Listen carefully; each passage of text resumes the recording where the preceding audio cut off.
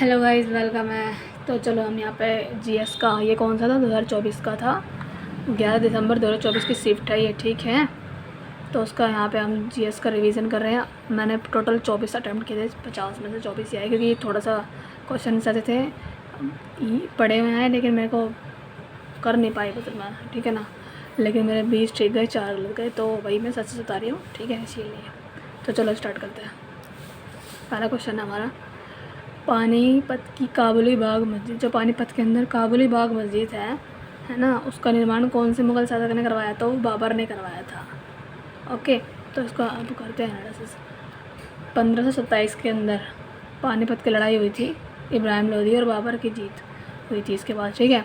यह मस्जिद उसके बाद जब उनकी लड़ाई हुई ना 1526 में और 27 में, तो मतलब ये कह रहा है कि जब इब्राहिम लोदी को बाबर ने हरा दिया था, उसके बाद ये मस्जिद हरियाणा के पानीपत में स्थित है, वहाँ बनाई गई थी।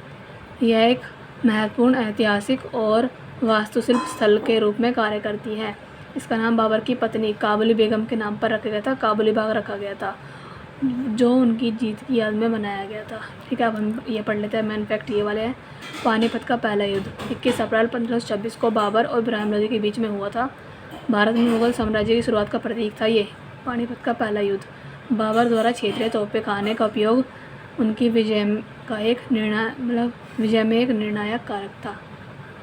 मुग़ल वास्तुकला क्या है? संगमरमर के बड़े पैमाने पर उपयोग किया इन्होंने जटिल नक्काशी और उद्यान लेआउट के लिए जाने जाते हैं। बाबर का पूरा नाम क्या था? जहीर उद्दीन मोहम्मद बाबर। जहीर उद्दीन मोहम्मद बाबर नाम था इनका, जहीर उद्दीन। उनके पिता की ओर से तैमूर और उनकी माता की ओर से चंगेज़ खान के वंशज थे, ठीक है। उनके पिता की ओर से तैमूर और अपनी माता के ओर से चंगेज़ खान के वंशज थे। कौन? बाबर। अपनी आत्मकथा बाबरनामा के लेखक है वो, जो उनके जीवन का एक वर्णन है, ठीक है। पानीपत हरियाणा का एक ऐतिहासिक शहर है जो 3 महत्वपूर्ण युद्धों के लिए जाना जाता है, जिसमें से कौन कौन सी है पे? पहला तो हैगा ये है, पहला युद्ध तो है ये वाला 1526 वाला, बाबर इब्राहिम लोदी वाला। दूसरा 1556 का है, ये भी पानीपत का ही है। तीसरा है हमारा पानीपत का तीसरा युद्ध 1761 में जो हुआ था। पानीपत के 3 युद्ध है हमारे, 3 हैं। पहला 1526 में हुआ 21 अप्रैल को बाबर और इब्राहिम लोदी के बीच में, दूसरा हुआ 1556 में, ठीक है, और तीसरा हुआ हमारा 1761 में। तो बस इतना है, इसका रिवाइजन कर लिया हमने। आगे चलते हैं नेक्स्ट क्वेश्चन। ये तो सबको पता है, भारतीय संविधान के निम्न में से कौन से अनुच्छेद में शिक्षा का अधिकार है? तो 21 का ए है, पर फिर भी थोड़ा बहुत जान लेते हैं इसके बारे में। ये इसका अमेंडमेंट कौन सा होता है उस टाइम पे? ये जो 6 से 14 साल के बच्चों को हमें निःशुल्क मतलब शिक्षा देनी है, ये अमेंडमेंट होता है 86 संविधान संशोधन 2002 में जोड़ा गया था। ये शिक्षा का अधिकार जिसे बोलते हैं, राइट टू एजुकेशन एक्ट आया था 2009 में, अनुच्छेद 21 के प्रावधान को लागू करता है। ये आरटीई अधिनियम 1 अप्रैल 2010 को लागू हुआ, आया था 2009 में, लेकिन लागू हुआ था हमारा 1 अप्रैल 2010 को। अब 86वां संविधान संशोधन, ठीक है, ये 2002 में हुआ था, जिसमें हमने क्या किया? इस संशोधन ने भारतीय संविधान में अनुच्छेद 45 और अनुच्छेद 51A को भी जोड़ा था। 51A में भी पता है क्या है? ये है शिक्षा का अधिकार दो 6 से 14 साल के बच्चों को, और इतना नहीं है। और ये वाला राइट एजुकेशन 2009 में आया था, 1 अप्रैल 2010 को स्टार्ट हुआ था, लागू हुआ था। बस इतना याद करो। नेक्स्ट क्वेश्चन पे चलो। निम्न में से कौन सा कथन पोषी स्तर के बारे में गलत है? तो देखो ये वाला क्या कह रहा है, अपघटक जीवाणु होते हैं, हाँ होते हैं, ये तो सही है। शाकाहारी प्राथमिक, मतलब जो प्राथमिक उपभोक्ता होते हैं उन्हें मतलब जो शाकाहारी होते हैं उन्हें प्राथमिक उपभोक्ता बोलते हैं, हाँ बोलते हैं। मांसाहारी को ही हम द्वितीयक और तृतीयक उपभोक्ता बोलते हैं, लेकिन सर्वभक्षी को हम कवक नहीं बोलते, वो तो सर्वभक्षी है, वो तो स्कैवेंजर्स है। वो कैसे हो सकते हैं? कवक तो नहीं होते स्कैवेंजर्स। तो हमारा ये वाला ठीक है, ठीक है। तो अब ये कह रहा है, सर्वभक्षी ऐसे जीव होते हैं जो अपने मुख्य भोजन स्रोतों के रूप में पौधे और जानवर दोनों का सेवन करते हैं, कि दोनों को खाते हैं, सर्वभक्षी, है ना, जिसे बोलते हैं ओमनिवोरस। अब देखो, कवक को सर्वभक्षी के रूप में वर्गीकृत नहीं किया जाता। वे मुख्य रूप से अपघटक होते हैं जो कार्बनिक पदार्थों को विघटित करते हैं। जो कवक है ना, वो होते हैं हमारे अपघटक, ठीक है। कवक और बैक्टीरिया जैसे अपघटक मतलब जीवों को विघटित करते हैं। जो कवक हो गया और जो बैक्टीरिया हो गया, ये हमारे अपघटक होते हैं, और ये जो डेड बॉडी होती है उनको खाते हैं, ठीक है। शाकाहारी जिन्हें प्राथमिक उपभोक्ता कहते हैं, ठीक है। मांसाहारी ये द्वितीयक और तृतीय उपभोक्ता होते हैं, और अन्य जानवर पर भोजन करते हैं ये। अब ये पोषी स्तर क्या होता है, खाद्य श्रृंखला क्या होती है, खाद्य जाल, अपघटक और ऊर्जा हस्तांतरण क्या होता है। पोषी स्तर खाद्य श्रृंखला में एक जीव द्वारा घेरा गया स्थान जिसमें प्राथमिक उत्पादक, प्राथमिक उपभोक्ता, द्वितीयक उपभोक्ता और अपघटन शामिल है। प्राथमिक उपभोक्ता जैसे पौधे, प्रकाश के संश्लेषण में, ये तो पता है ना, बस अपघटक पढ़ लो। जीवाणु और कवक जैसे जीव ये जो मृत पदार्थों को तोड़ते हैं, खाते होने को बोलते हैं अपघटक। ऊर्जा ट्रांसफ़र तो पता ही है, एक से दूसरे में ऊर्जा ट्रांसफ़र उसी को बोलते हैं, तो ये नहीं पढ़ना। निम्न में से ये देखो बुक्स के भी क्वेश्चन, इसमें 2-3 क्वेश्चन आएंगे और हमने जितने भी प्रीवियस मॉक अभी एनालिसिस किया उसके अंदर भी बहुत सारी बुक्स मिले हैं हमें, तो मैं बार बार कह रही हूँ बुक्स के रट लो सारे सारे। ये मुझे पता नहीं थी तो मैंने इसको छोड़ दिया बुक को, क्योंकि मैंने जितनी बुक्स पढ़ी है उसमें ये थी नहीं, और शायद होंगी तो मैंने इस पर नोटिस नहीं किया होगा, तो ये आ गई। अब मेरे को मैंने इसको फिर लगाया नहीं, ठीक है। इनमें से कौन not only the things have happened, है ना, ये इसके राइटर कौन है, एक बार इसको निकालो। यहाँ पे कह रहा है not only the things have that have happened, ये पुस्तक किसकी है, बुक किसकी है, ठीक है। तो ये किसकी है, अर्शिया सतार की, सुष्मिता बनर्जी की, मृदुला कोशी की, रश्मि बंसल की, और मुझे हल्का हल्का माइनर से याद आ रहा है कि ये शायद मृदुला कोशी की है, हाँ इन्हीं की है। देखा तो मेरे को थोड़ा बहुत लगता भी है, पर मैं तुक्के नहीं लगाती, क्योंकि अब तक गलत चले, अभी तो ये ठीक चला गया, बाई चांस गलत चले जाता तो ये और भी मार्क्स कट जाते मेरे, लेकिन हाँ ये इन्हीं की है, मृदुला कोशी की है। Not only the things that have happened, ये पुस्तक इन्हीं की है, तो पढ़ लेते हैं। 2012 में ये पब्लिश हुई थी, और मृदुला कोशी एक इंडियन राइटर है जो कि नई दिल्ली में रहती है, और उन्होंने अन्य कृतियाँ जैसे कि एक तो लिखी है ये वाली नॉट ओनली, है ना, not only the things that have happened, और एक ये वाली है इनकी कौन सी, if it is sweet, if it is sweet भी मृदुला कोशी की है। मृदुला कैसे होती है, मतलब मीठी मीठी से, तो स्वीट इन्हीं की है, ठीक है, ऐसा मान लो। और ये वाली भी not only the things that have happened भी बुक इन्हीं की है। अब इनके बारे में कुछ एडिशनल जानकारी पढ़ लेते हैं। मृदुला कोशी जो है इनका जन्म 1968 में हुआ था, है ना, और उन्होंने अपने शुरुआती वर्ष भारत में बिताए। बस इतना याद कर लो कि इंडिया में जन्म होता 1968 में, 2005 में भारत में लौटी थी दोबारा, ठीक है। Not only the things have that have happened, ये क्या है, उपन्यास है जो कई पीढ़ी तक फैला। ओके बस इतना ही, आगे चलते हैं। निम्न से किसका घनत्व सबसे अधिक होता है, किसका घनत्व होता है सबसे अधिक, द्रव का, गैस का, प्लाज्मा का, ठोस का, तो ठोस का होता है, ठीक है, ये ठीक गया। अब यहाँ पढ़ लेते हैं। द्रव, गैस और प्लाज्मा की तुलना में ठोस का घनत्व सबसे अधिक होता है, क्योंकि उनके कण एक निश्चित संरचना में एक साथ घनीभूत होते हैं, यानी कि इसमें ना जो कण होते हैं वो ना एक साथ होते हैं, ठीक है, उनको बोल, इसलिए इसमें घनत्व अधिक होता है। घनत्व किसी पदार्थ, घनत्व क्या होता है, डेंसिटी, घनत्व किसी पदार्थ के लिए घनत्व किसी पदार्थ के दिए गए इकाई आयतन में कितना द्रव्यमान निहित है उसका माप है। घनत्व का सूत्र क्या है, घनत्व का होता है द्रव्यमान बटे में आयतन, ठीक है। इसको अगर इंग्लिश में देखना है तो ये देखो, डेंसिटी होता है मास अपॉन में वॉल्यूम, ओके। पदार्थ की अवस्था है, पदार्थ की होती है 5 अवस्था होती है ना, ठोस होता है, द्रव होता है, गैस होता है, प्लाज्मा होता है, बोस आइंस्टीन भी होता है। तो बोस में देख रखी 4 दे रखी है, तो पढ़ लो इनको, 5 भी होती है, बोस आइंस्टीन। प्रत्येक अवस्था में विशिष्ट भौतिक गुण होते हैं, जैसे कि आकार, आयतन और कण व्यवस्था। घनत्वों की तुलना, ठोसों में आमतौर पर सबसे अधिक घनत्व होता है, उसके बाद द्रव, गैस और फिर प्लाज्मा, ठीक है, मतलब पहले ठोस का होगा, फिर हमारा द्रव का, फिर गैस का और फिर प्लाज्मा का होता है। मानक तापमान और दाब, पानी का घनत्व लगभग 1 ग्राम सेंटीमीटर क्यूब होता है, जबकि हवा का घनत्व कितना होता है, 0.0012 ग्राम सेंटीमीटर क्यूब होता है। अब क्या पता ये पूछ ले क्वेश्चन नेक्स्ट बार कि पानी का घनत्व कितना होता है, तो 1 ग्राम पर सेंटीमीटर क्यूब होता है, 1 ग्राम पर सेंटीमीटर क्यूब होता है पानी का, और जो हवा का होता है वो कितना होता है, 0.0012 ग्राम पर सेंटीमीटर क्यूब। तो ये याद कर लो, देखो ये वाला और ये वाला, है ना।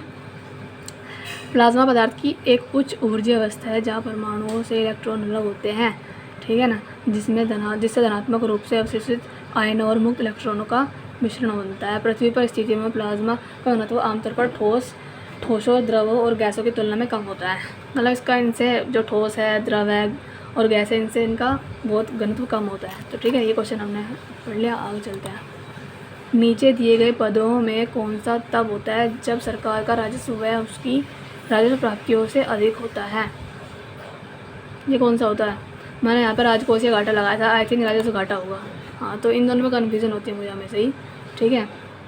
कह रहा है नीचे दिए गए पदों में से कौन सा ऐसा है जब सरकार खर्च ज़्यादा कर रही है और प्राप्त कम कर रही है।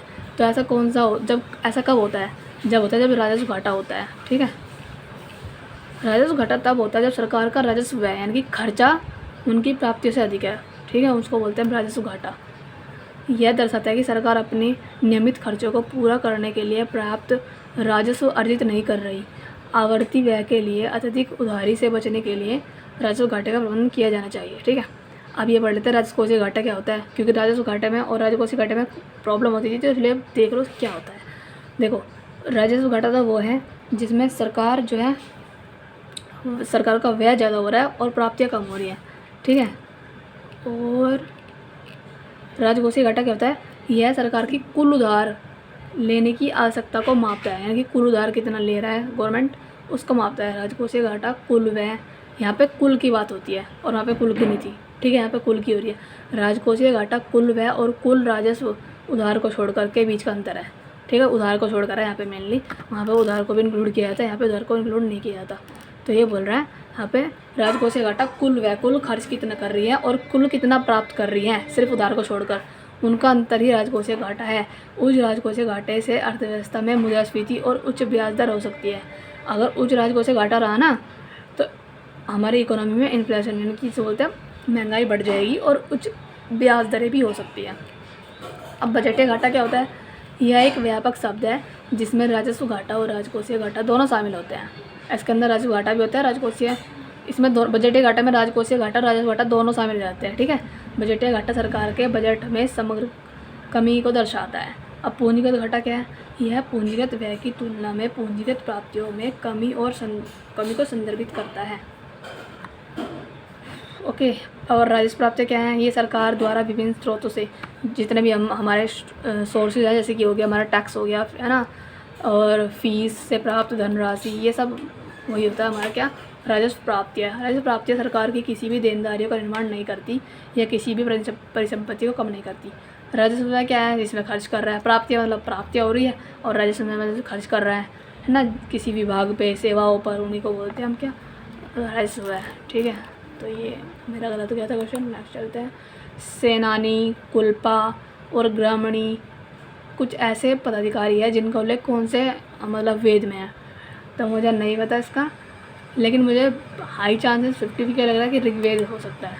हाँ, तो ऋग्वेद है। ठीक है, कुछ क्वेश्चन देख लो, मुझे आते हैं भी हैं, मतलब लगता है कि वो हैं, यहाँ मैं तुक्के नहीं लगा रही, मैं लग रहा है, क्योंकि देखो यजुर्वेद में नहीं है ऐसा, सामवेद में गानों का उल्लेख है, अथर्ववेद में जादू टोना है ना, ऐसे हैं, तो इनका तो मुझे कुछ लग नहीं था और मुझे इसका लग रहा था कि हाँ ये हो सकता है। तो सेनानी हो गया, कुलपा हो गया, ग्रामीणी हो गया, कोई कुछ मतलब ये पदाधिकारी हैं जिनका ऋग्वेद में उल्लेख है। अब पढ़ते हैं ये होते कौन है। सेनानी तो नाम से पता चला कि सेना का प्रमुख होता होगा ये। ठीक है, सेना को संदर्भित करता है। कुलपा या फिर कुलाब क्या होता है, परिवार का मुखिया जो होता है उसी को बोलता है कुलपा या कुलाब। ग्रामीणी जो ग्राम का प्रमुख होता है, और बस यही थे। और वैदिक साहित्य तो ये मतलब जो वैदिक ग्रंथ को 4 मुख्य श्रेणियों में वैध किया जाए, ऋग्वेद, सामवेद, यजुर्वेद और अथर्ववेद। प्रत्येक वेद वैदिक अनुष्ठानों और ज्ञान प्रणाली में विभिन्न उद्देश्य की पूर्ति करता है। वैदिक समाज तो पता है, वैदिक काल के दौरान समाज को विभिन्न भूमिका और जिम्मेदारी में व्यवस्थित किया गया था। बस होगा और कुछ याद नहीं करना इसका। त्रिशूल गंगा पता था किसकी है, गंडक की है। तो ठीक है, ये इसकी ट्रिब्यूटरी है गंडक की। नेपाल में नारायणी बोलते हैं गंडक को। ठीक है, देखो जरा, त्रिशूल गंगा गंडक की नदी धारा है जिसे नेपाल में नारायणी के नाम से जाना जाता है। ठीक है, अब ये पढ़ लेते हैं थोड़ा सा। गंडक नदी प्रणाली। गंडक नदी की 2 मुख्य सहायक नदियाँ, ठीक है, काली गंडक और त्रिशूली नदियाँ, जो हिमालय से निकलती है, ये याद कर लो। मतलब ये कह रहा है जो हमारे गंडक ये है ना, त्रिशूल गंगा, ये तो है गंडक की सहायक नदी। अभी कह रहा है गंडक की 2 है फेमस ट्रिब्यूटरी, एक तो है काली गंडक, है ना, काली गंडकी, क्या सा नाम है, और त्रिशूल, ये वाला त्रिशूल नदियाँ। ओके, काली गंडकी नेपाल की प्रमुख नदियों में से एक है जो अपने गहरे घाटियों और समुद्री जैव विविधता के लिए जाने जाती है ना। दोनों कहाँ से निकलते हैं, नेपाल से निकलते हैं, काली गंडकी और त्रिशूली नदियाँ। ये किसकी है, गंडक की है। त्रिशूल, चाहे इसको त्रिशूल गंगा ही बोल लो। सिंचाई और कृषि तो पता ही है, गंडक नदी बेसिन भारतीय उपमहाद्वीप के सबसे उपजाऊ क्षेत्र में से एक है। ये नहीं लग रहा मुझे इतना, छोड़ो क्योंकि टाइम टेकिंग होता है फिर ये। ओलंपिक की तर्ज पर पहला राष्ट्रीय खेल कहाँ गए थे हमारे, नई दिल्ली में खेले गए थे। और देखो 1924 के अंदर आयोजित हुए थे ये हमारे, है ना, ये लिखा है यहाँ पे 1924 के अंदर। भारत के राष्ट्रीय खेल जो ओलंपिक पर आधारित थे 1924 में नई दिल्ली में आयोजित किए गए थे। भारतीय ओलंपिक संघ जिसे बोलते हैं IOA, इंडियन ओलंपिक एसोसिएशन, इन खेलों का आयोजन के लिए जिम्मेदार थे। सबसे पहले राष्ट्रीय खेल कहाँ होते हैं ओलंपिक के, ये होता है हमारे न्यू दिल्ली में 1924 के अंदर।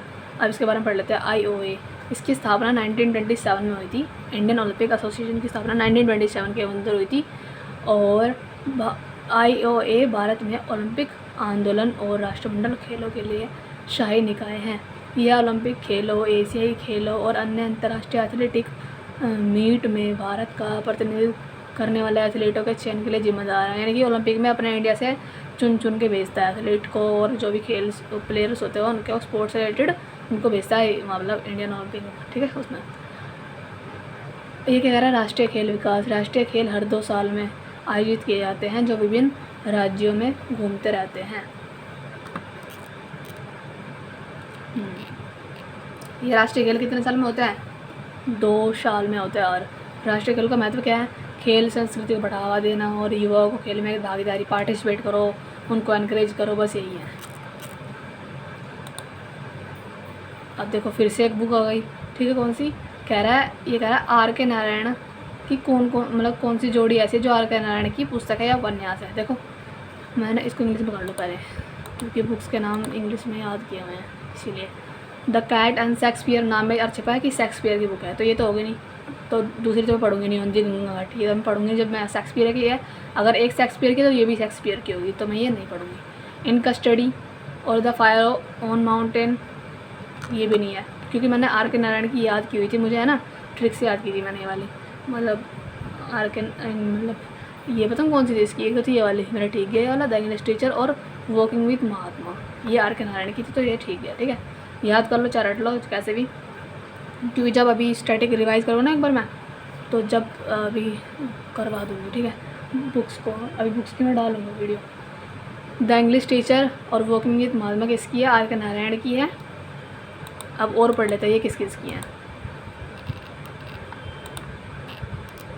देखो R.K. नारायण अंग्रेजी में लिखने वाले सबसे प्रसिद्ध भारतीय इंग्लिश के राइटर हैं और इंडियन राइटर है ये।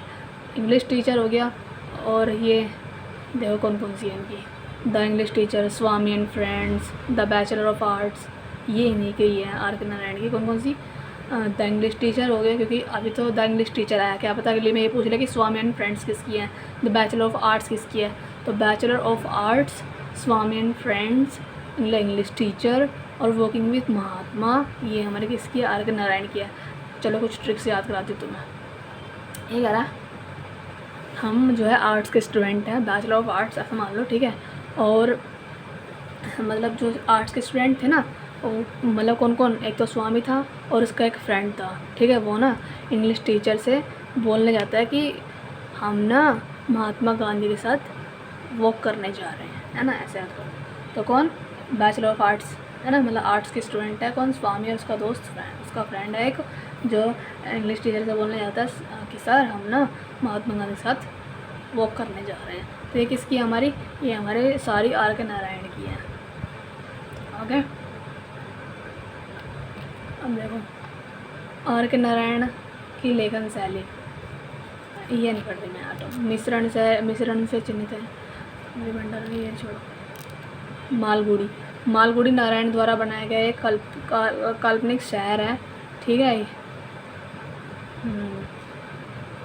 मालगुडी डेज भी लिखी थी उन्होंने एक पुस्तक, ठीक है, तो वो मालगुडी से ही, शहर से ही कोई इनका संबंध होगा, तो ये भी उन्हीं की पुस्तक है मालगुडी डेज, जो कि मालगुडी शहर के बारे में ही कुछ जिक्र होगा। और महात्मा गांधी का प्रभाव क्या है, नारायण महात्मा गांधी के विचारों और दर्शन से प्रभावित थे, मतलब ऐसे याद कर लो। देखो ये वाली पुस्तक जो ये थे ना R.K. नारायण, ये ना महात्मा गांधी को बहुत ज़्यादा मानते थे, मतलब फैन थे उनके, है ना। तो जो आर्ट के स्टूडेंट थे कौन कौन थे, स्वामी उसका दोस्त, वो अपने टीचर थे ना, इंग्लिश के टीचर कौन थे, R.K. नारायण थे, है ना, ऐसा मान लो।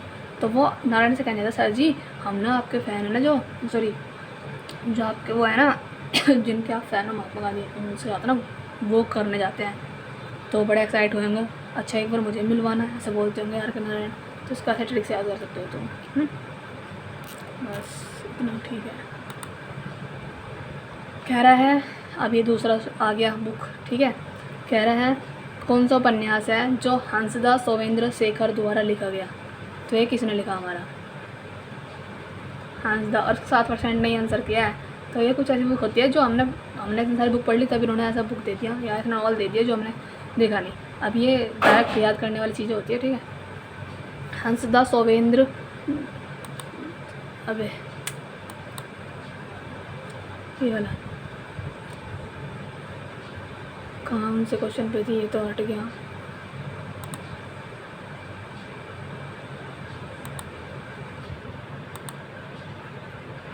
आठवीं थी, 9, 10वां क्वेश्चन था, 11वें पे हम, ठीक है। तो ये कह रहा है हंसदास सोमेंद्र शेखर द्वारा लिखा गया कौन सा उपन्यास था। तो इसको अब देखते हैं हम। The God of small things, ये तो है नहीं, तो अरुंधति रॉय का है ना। All they leaves we never leave, इसे इंग्लिश में करो। All the lives we never lived, my father's garden, blood and laughter.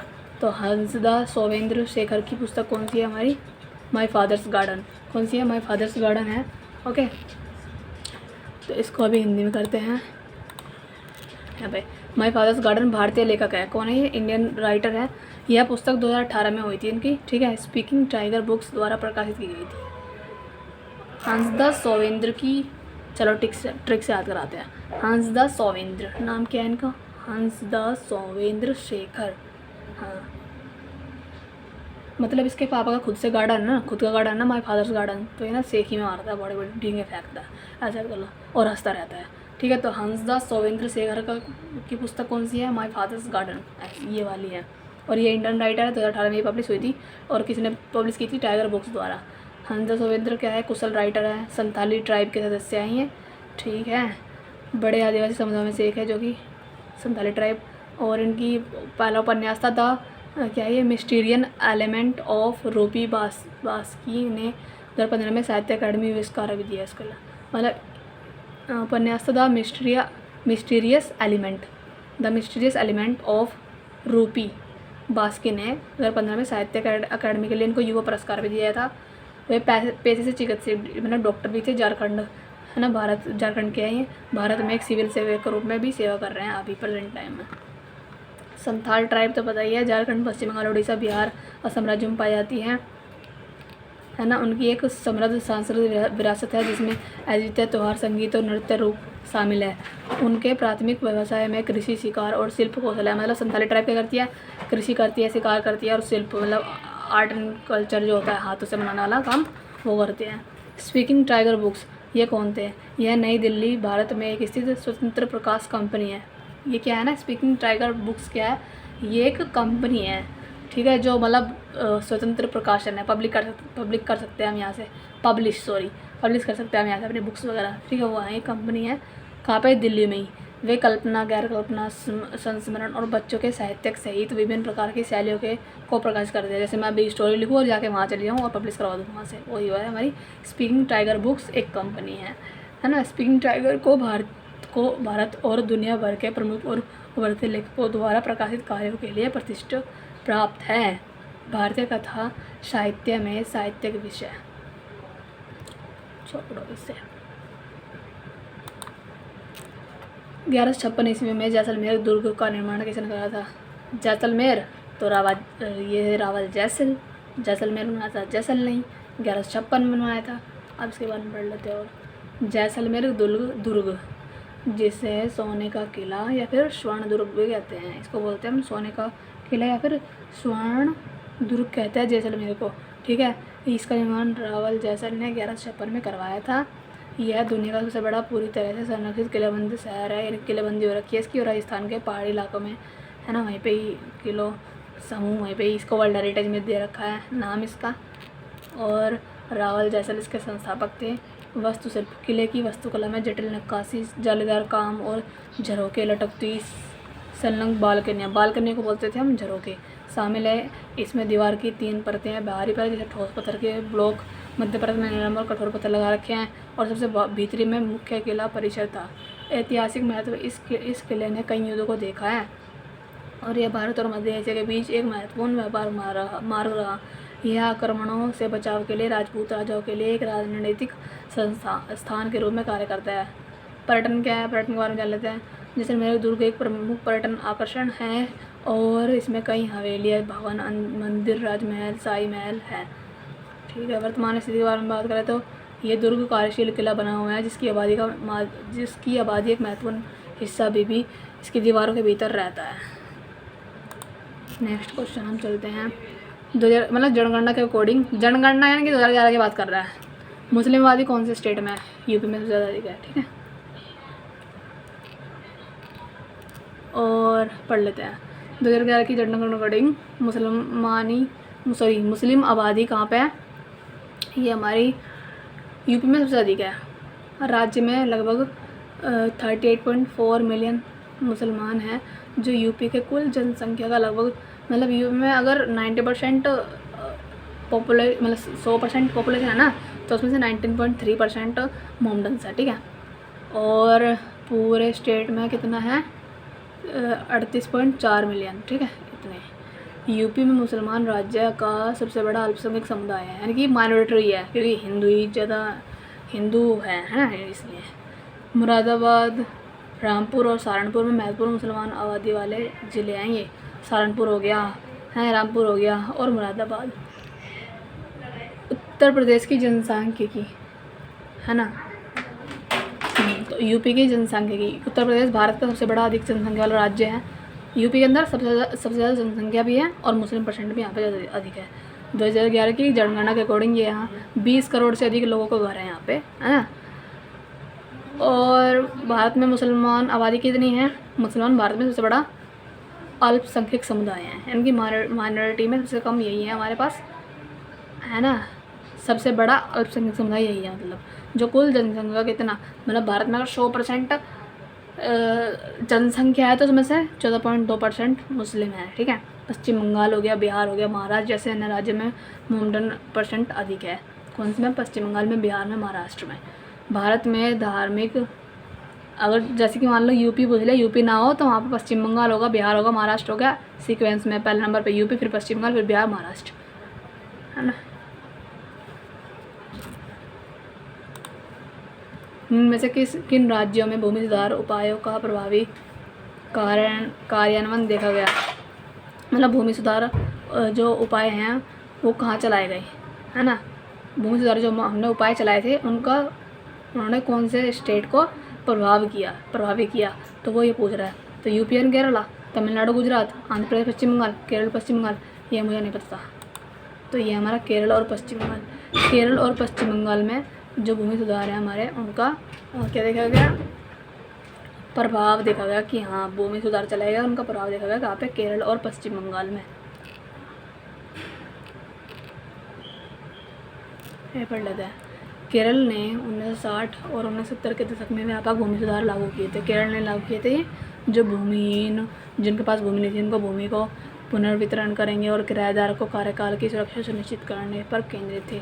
पश्चिम बंगाल में 1970 से लेकर 1980 दशक में अंत में वाम मोर्चा सरकार के तहत महत्वपूर्ण भूमि सुधार हुए थे। विशेष रूप से ऑपरेशन बरगा पहल के माध्यम से चलाए गए थे, जिसके तहत बटाईदारों को पंजीकृत किया गया था और उन्हें पट्टे की अधिक सुरक्षा दी गई थी, जो वहाँ के किसान वगैरह थे। ठीक है, जिनके पास भूमि नहीं थी उन सबको। ऑपरेशन बरगा के बारे में पढ़ लेते हैं। 1978 में पश्चिम बंगाल में शुरू किया गया था। ऑपरेशन बरगा का उद्देश्य था बटाईदारी से बोलता है बरगतदारों के नाम दर्ज करना था, ताकि उन्हें कानूनी मान्यता और कार्यकाल की सुरक्षा प्रदान की जा सके। इस पहल ने जमींदारों और बटाईदारों के शोषण को कम किया और कृषि उत्पादों को बढ़ावा दिया। तो केरल और पश्चिम बंगाल में भूमि सुधार का प्रभाव देखने को मिला। लाइकेन के बारे में गलत कथन चुनिए। लाइकेन के बारे में, तो लाइकेन में पेड़ों की छाल पर धीरे धीरे बढ़ने वाले बड़े रंगीन धब्बे होते हैं, या फिर लाइकेन में सहजीवी जीवन जीने वाले कवक पाए जाते हैं, या फिर लाइकेन में कवक और साइनोबैक्टीरिया दोनों स्वतंत्र रूप से रहते हैं, या फिर लाइकेन में साइनोबैक्टीरिया होते हैं। तो इसका आंसर क्या है? लाइकेन में कवक और साइनोबैक्टीरिया दोनों स्वतंत्र होते हैं। ठीक है। लाइकेन के बारे में ये कथन गलत है, बाकी तीनों हमारे सही है। कौन कौन से? लाइकेन में पेड़ों की छाल पर धीरे धीरे बढ़ने वाले बड़े रंगीन धब्बे होते हैं, हाँ ये होते हैं। लाइकेन में सहजीवी जीवन जीने वाले कवक पाए जाते हैं, हाँ पाए जाते हैं। लाइकेन में साइनोबैक्टीरिया भी होते हैं, हाँ, लेकिन कवक नहीं होते इसमें, ठीक है। लाइकेन में कवक और साइनोबैक्टीरिया दोनों स्वतंत्र रूप से नहीं होते, सिर्फ इसमें साइनोबैक्टीरिया होता है, कवक नहीं होते इसमें। अब देखो, लाइकेन कवक और प्रकाश संश्लेषण भागीदार आमतौर पर शैवाल और साइनोबैक्टीरिया के बीच एक सहजीवन संबंध है। पूछेगा लाइकेन क्या है, तो लाइकेन जो है एक योजक कड़ी है, किसके बीच में?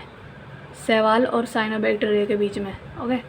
कवक घटक जिसे माइक्रो बायोन्ट के रूप में जाना जाता है संरचना और सुरक्षा प्रदान करता है, जबकि प्रकाश संश्लेषी भागीदार जिसे फोटो बायोन्ट के रूप में जाना जाता है प्रकाश संश्लेषण के माध्यम से भोजन का उत्पादन करता है ये, ठीक है। फोटो बायोन्ट जो है किसका यूज़ करता है? प्रकाश संश्लेषण के माध्यम से भोजन को बनाता है, कौन? फोटो बायोन्ट।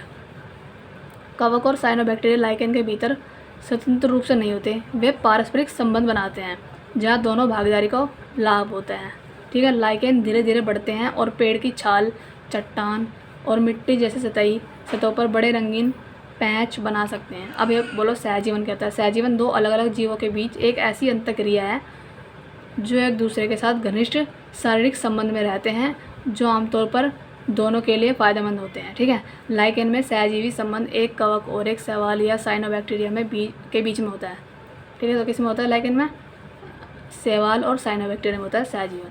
लाइकेन के प्रकार कौन से हैं? क्रस्टोज जिसे बोलता है क्रस्ट जैसे लाइकेन जो सबस्ट्रेट में कसकर जुड़ते हैं, ठीक है। और एक दूसरा है कौन सा प्रकार इसका? फोलिओस, जिसमें पत्तेदार लाइकेन जिनमें एक सपाट पत्ती जैसी संरचना होती है। फ्रूटिकोल जो कि झाड़ीदार या बाल जैसे लाइकेन जिनमें एक जटिल शाखाओं वाली संरचना होती है, ओके। तो ये है। अब इसका पारिस्थितिक महत्व क्या है लाइकेन का? लाइकेन चट्टानों की मिट्टी के कणों में तोड़कर, जो चट्टान होते हैं हमारे बड़े बड़े, है ना, उनकी जो मिट्टी होती है उनको कणों में तोड़कर मिट्टी निर्माण में महत्वपूर्ण भूमिका निभाते हैं, ठीक है। ये वे वायु गुणवत्ता में बायो इंडिकेटर हैं, क्योंकि वे वायु प्रदूषण जो होता है उसको परिवर्तन को प्रति मतलब ये ना हमारे एनवायरनमेंट में मेन रोल प्ले करते हैं। कौन? लाइकेन वही होते हैं जो काई होती है, ठीक है, उसी को बोलता है। नेक्स्ट है पंकज आडवाणी ने अक्टूबर 2022 में अपना 25वां फीफा खिताब कहाँ जीता? तो कहाँ जीता हमने ये? कुआलालंपुर, ठीक है, जो कि मलेशिया की कैपिटल है कुआलालंपुर। तो यहाँ पे इन्होंने, और ये 2022 का है तो 2026 में पोर्शन आई थिंक रिपीट होगा, इसके बारे में छोड़ो। हाँ बस ये याद कर लो कि पंकज आडवाणी मतलब कहाँ के है ना, इस तरीके से तो भी आ सकता है। पंकज आडवाणी ने अक्टूबर 2022 में कुआलालंपुर में आयोजित विश्व बिलियर्ड्स कौन सा होता है गेम पता है? जिसमें वो एक टेबल होती है उसके बॉल से खेलते हैं वहाँ पे ना, स्टिक से बॉल, मतलब वहाँ पे वो वाला गेम होता है, ठीक है। उसमें 25वां नंबर का खिताब जीता। वह दुनिया के सबसे प्रसिद्ध क्विस्ट खिलाड़ियों में से एक है जो स्नूकर और बिलियर्ड्स दोनों में, है ना, स्नूकर से रिलेटेड है कौन? हमारे पंकज आडवाणी, और बिलियर्ड से। इस चैंपियन में आडवाणी ने असाधारण कौशल और रणनीतिक खेल के साथ अपनी प्रतिद्वंदी को हराकर जीता खिताब अपने नाम लिया। बिलियर्ड्स और स्नूकर क्यों खेल है जो कपड़े से ढकी एक आयताकार मेज पर खेले जाते हैं, यानी कि एक टेबल है उसके ऊपर हमने कपड़े से ढक दिया उसको, जिसके प्रत्येक 4 कोनों और प्रत्येक लंबे किनारे के कुशन के बीच में जेब होती है, जैसे कैरम बोर्ड होता है, और चारों तरफ उसमें होल होते हैं और ऐसे करके, है ना। उसमें दोनों खिलाड़ियों को एक सफ़ेद क्यू बॉल को मारकर अन्य जो बॉल्स होती हैं उनको विशिष्ट क्रम में पोर्ट करना होता है, तो वही होता है। तो 3-4 बातें याद करनी है कि जो पंकज आडवाणी है स्नूकर से और बिलियर्ड से रिलेटेड है, और इन्होंने 2022 में 25वां वर्ल्ड कप जीता था, किसमें? कुआलालंपुर मलेशिया में। बस इतना याद करना है। विश्व बिलियर्ड्स चैम्पियनशिप, इसके बारे में पढ़ लेते हैं। विश्व बिलियर्ड चैम्पियनशिप एक वार्षिक आयोजन यानी कि हर साल होता है। ये दुनिया भर के सर्वश्रेष्ठ यानी कि फेमस जो बिलियर्ड्स प्लेयर है खिताब के लिए कंपटीशन करते हैं। यह विश्व व्यावसायिक बिलियर्ड्स और स्नूकर एसोसिएशन जिसे बोलते हैं WPBSA द्वारा शासित है। बस नेक्स्ट है 36वें राष्ट्रीय खेलों का उद्घाटन कहाँ हुआ था? इतना पता है कि गुजरात में होता है, लेकिन गुजरात कौन से इसमें होता? गांधीनगर में, सूरत में, भुज में, अहमदाबाद में। अहमदाबाद लग रहा है, हाँ अहमदाबाद में था इसका, ठीक है। अब ये देखो रहा 36वें राष्ट्रीय खेल जो है नरेंद्र मोदी द्वारा स्टार्ट किए गए थे गुजरात के अहमदाबाद में, और उद्घाटन समारोह था इनका कब, 29 सितंबर 2022 को ये स्टार्ट हुआ था। यह आयोजन नरेंद्र मोदी स्टेडियम में हुआ था, जो कि गुजरात के अहमदाबाद में ही स्टेडियम है ये वाला, जिसे दुनिया का सबसे बड़ा क्रिकेट स्टेडियम माना जाता है। सबसे बड़ा क्रिकेट स्टेडियम कौन सा है हमारा, नरेंद्र मोदी स्टेडियम है, जो कि गुजरात के अहमदाबाद में है। राष्ट्रीय खेलों का यह संस्करण महत्वपूर्ण था क्योंकि यह 7 साल के अंतराल के बाद आता है, ठीक है ना, 7 साल के बाद किया जा रहा था आयोजित, इसलिए इम्पोर्टेंट था। इसलिए गुजरात में पहली बार इतिहास में राष्ट्रीय खेल की मेजबानी की गई थी, पहली बार। अब भारत के राष्ट्रीय खेल के बारे में पढ़ लेते हैं। भारत के राष्ट्रीय खेल एक बहु खेल आयोजन है जो भारत के विभिन्न राज्यों में, जैसे कि अभी गुजरात में हो गया है ना, उत्तराखंड में हो गया, तो ये अलग अलग स्टेट में होते हैं। और पहला संस्करण जो होता है ना, इसका पहला राष्ट्रीय खेल कहाँ खेले गए थे, 1924 में, जब इसकी स्टार्टिंग हुई थी 1924 में लाहौर में, ठीक है, लाहौर में आयोजित किए गए थे, जो अब पाकिस्तान में है। लाहौर कहाँ पे, अब ये पाकिस्तान में पड़ता है। ये खेल भारतीय ओलंपिक संघ द्वारा, यानी कि इंडियन ओलंपिक एसोसिएशन है ना, जिसकी स्थापना कब हुई थी 1927 में, हम प्रीवियस PYQ में पढ़ के हैं, वही वाला है ये, ठीक है, उसमें इसकी स्थापना हुई थी। यही इसको आयोजित कराते हैं भारत के राष्ट्रीय खेलों को। उद्देश्य क्या है, देश में खेल संस्कृति को बढ़ावा देना, एथलीट जो होते हैं उनको अपनी प्रतिभा दिखाने का मंच प्रदान करना, ये इसका उद्देश्य है। नरेंद्र मोदी स्टेडियम गुजरात के अहमदाबाद में स्थित है। नरेंद्र मोदी स्टेडियम दुनिया का सबसे बड़ा क्रिकेट स्टेडियम है। इसकी बैठने की क्षमता है, इसमें कम से कम 1,32,000 दर्शक बैठ सकते हैं, ठीक है। 2021 में स्टेडियम का नवीनीकरण, इसको मतलब रेनोवेट किया गया है ना, इसका नाम बदला गया था। पहला इसका नाम क्या था, सरदार पटेल स्टेडियम था, अब इसका नाम हो चुका है प्रेजेंट में नरेंद्र मोदी स्टेडियम। पहला क्या था, सरदार पटेल स्टेडियम था। नरेंद्र मोदी के बारे में पढ़ लेते हैं। 2014 से भारत के PM हैं, ठीक है। वे 2001 से 2014 तक गुजरात के मुख्यमंत्री थे। पहले वे कौन थे, पहले वे CM थे, अब जो है PM है। उनके नेतृत्व में भारत में कई राष्ट्रीय और अंतर्राष्ट्रीय आयोजन सफलतापूर्वक आयोजित किए गए हैं। गुजरात का इतिहास पढ़ लेते हैं थोड़ा सा। गुजरात भारत के पश्चिम तट पर एक स्थित राज्य है, ठीक है, जिसका तट से सीमा रखती है कितनी, 1600 किलोमीटर। अगर मील में बात करें तो 990 मील का है ये। यह भारत के आर्थिक विकास और विकास में अपने महत्वपूर्ण योगदान के लिए जाना जाता है। राज्य में एक समृद्ध सांस्कृतिक विरासत है और गरबा डांडिया जैसे इसमें डांस होते हैं। 17वां क्वेश्चन हो गया। 18वां, निम्न में से किस एक्ट में ब्रिटिश भारत में संघीय न्यायालय की स्थापना का प्रावधान किया गया, यानी कि जो संघीय न्यायालय वो हमने कौन से एक्ट में बात की गई थी उसकी, तो 1935 का था। ये मैंने स्किप किए थे और मेरे को हाई चांसेस थे ना, मैं उस पर टिक कर रही हूँ मैं, ठीक है, इसीलिए मैंने अभी इसको पागल नहीं हूँ, मैं बार बार इसको मॉक को रिवाइज थोड़ा करूँगी, मैं पहली बार इसको वो कर रही हूँ एनालिसिस, तो बस, लेकिन मैं चांसेस लग रहा है कि हाँ ये उसका आंसर हो सकता है, तो मैं उन्हीं पर टिक कर रही हूँ। इसलिए कभी सोच रहे हो कि ये तो पहले से ही लगा रही है, ठीक लगा रही है, ठीक है, चलिए। तो ये किस में आया था हमारा, हमने संघीय न्यायालय की बात की थी भारत सरकार अधिनियम 1935 में। अब ये एक्ट ना बहुत आते हैं, इसलिए इस क्वेश्चन को रिपीट, मतलब इसको ना अच्छे से एनालिसिस करो। भारत सरकार अधिनियम 1935 ने ब्रिटिश भारत में एक संघीय न्यायालय की स्थापना करी, ठीक है। संघीय न्यायालय का उद्घाटन 1 अक्टूबर 1937 को दिल्ली में हुआ था। प्रांतों और केंद्र सरकार के बीच विवादों को सुलझाने के लिए न्यायालय के पास मूल अपील और सलाहकार क्षेत्राधिकार थे, ठीक है। सर मॉरिस ग्वायर ने संघीय न्यायालय के पहले मुख्य न्यायाधीश के रूप में कार्य किया। एडिशनल फैक्ट पढ़ लेते हैं। भारत सरकार अधिनियम 1935, यह अधिनियम उस समय ब्रिटिश संसद द्वारा पारित सबसे लंबा अधिनियम था, ठीक है। और इसमें एक अखिल भारतीय संघ और प्रांतीय स्वायत्तता की स्थापना का प्रावधान था, यानी कि हमने इसमें अखिल भारतीय, देखो दो चीज़ हुई थी इसमें, कई सारी चीज़ें हुई थी, लेकिन हमें मेन याद करनी है। पहले तो हमने इसमें ऑल इंडिया सर्विस है ना, जो है ना अखिल भारतीय संघ जिसे बोलते हैं, और उसकी स्थापना इसी में हुई थी 1935 में ही। और इसमें जो है ये भी हुआ था, क्या नाम है, भारत की जो संघीय प्रणाली है वो भी इसके अंदर स्टार्ट हुई थी 1935 में ही, हमें ये लाया गया था। और इसमें देखो, इसे 14 भागों में डिवाइड किया गया था और इसमें 321 धाराएं थी, 10 अनुसूची थी उस टाइम पर।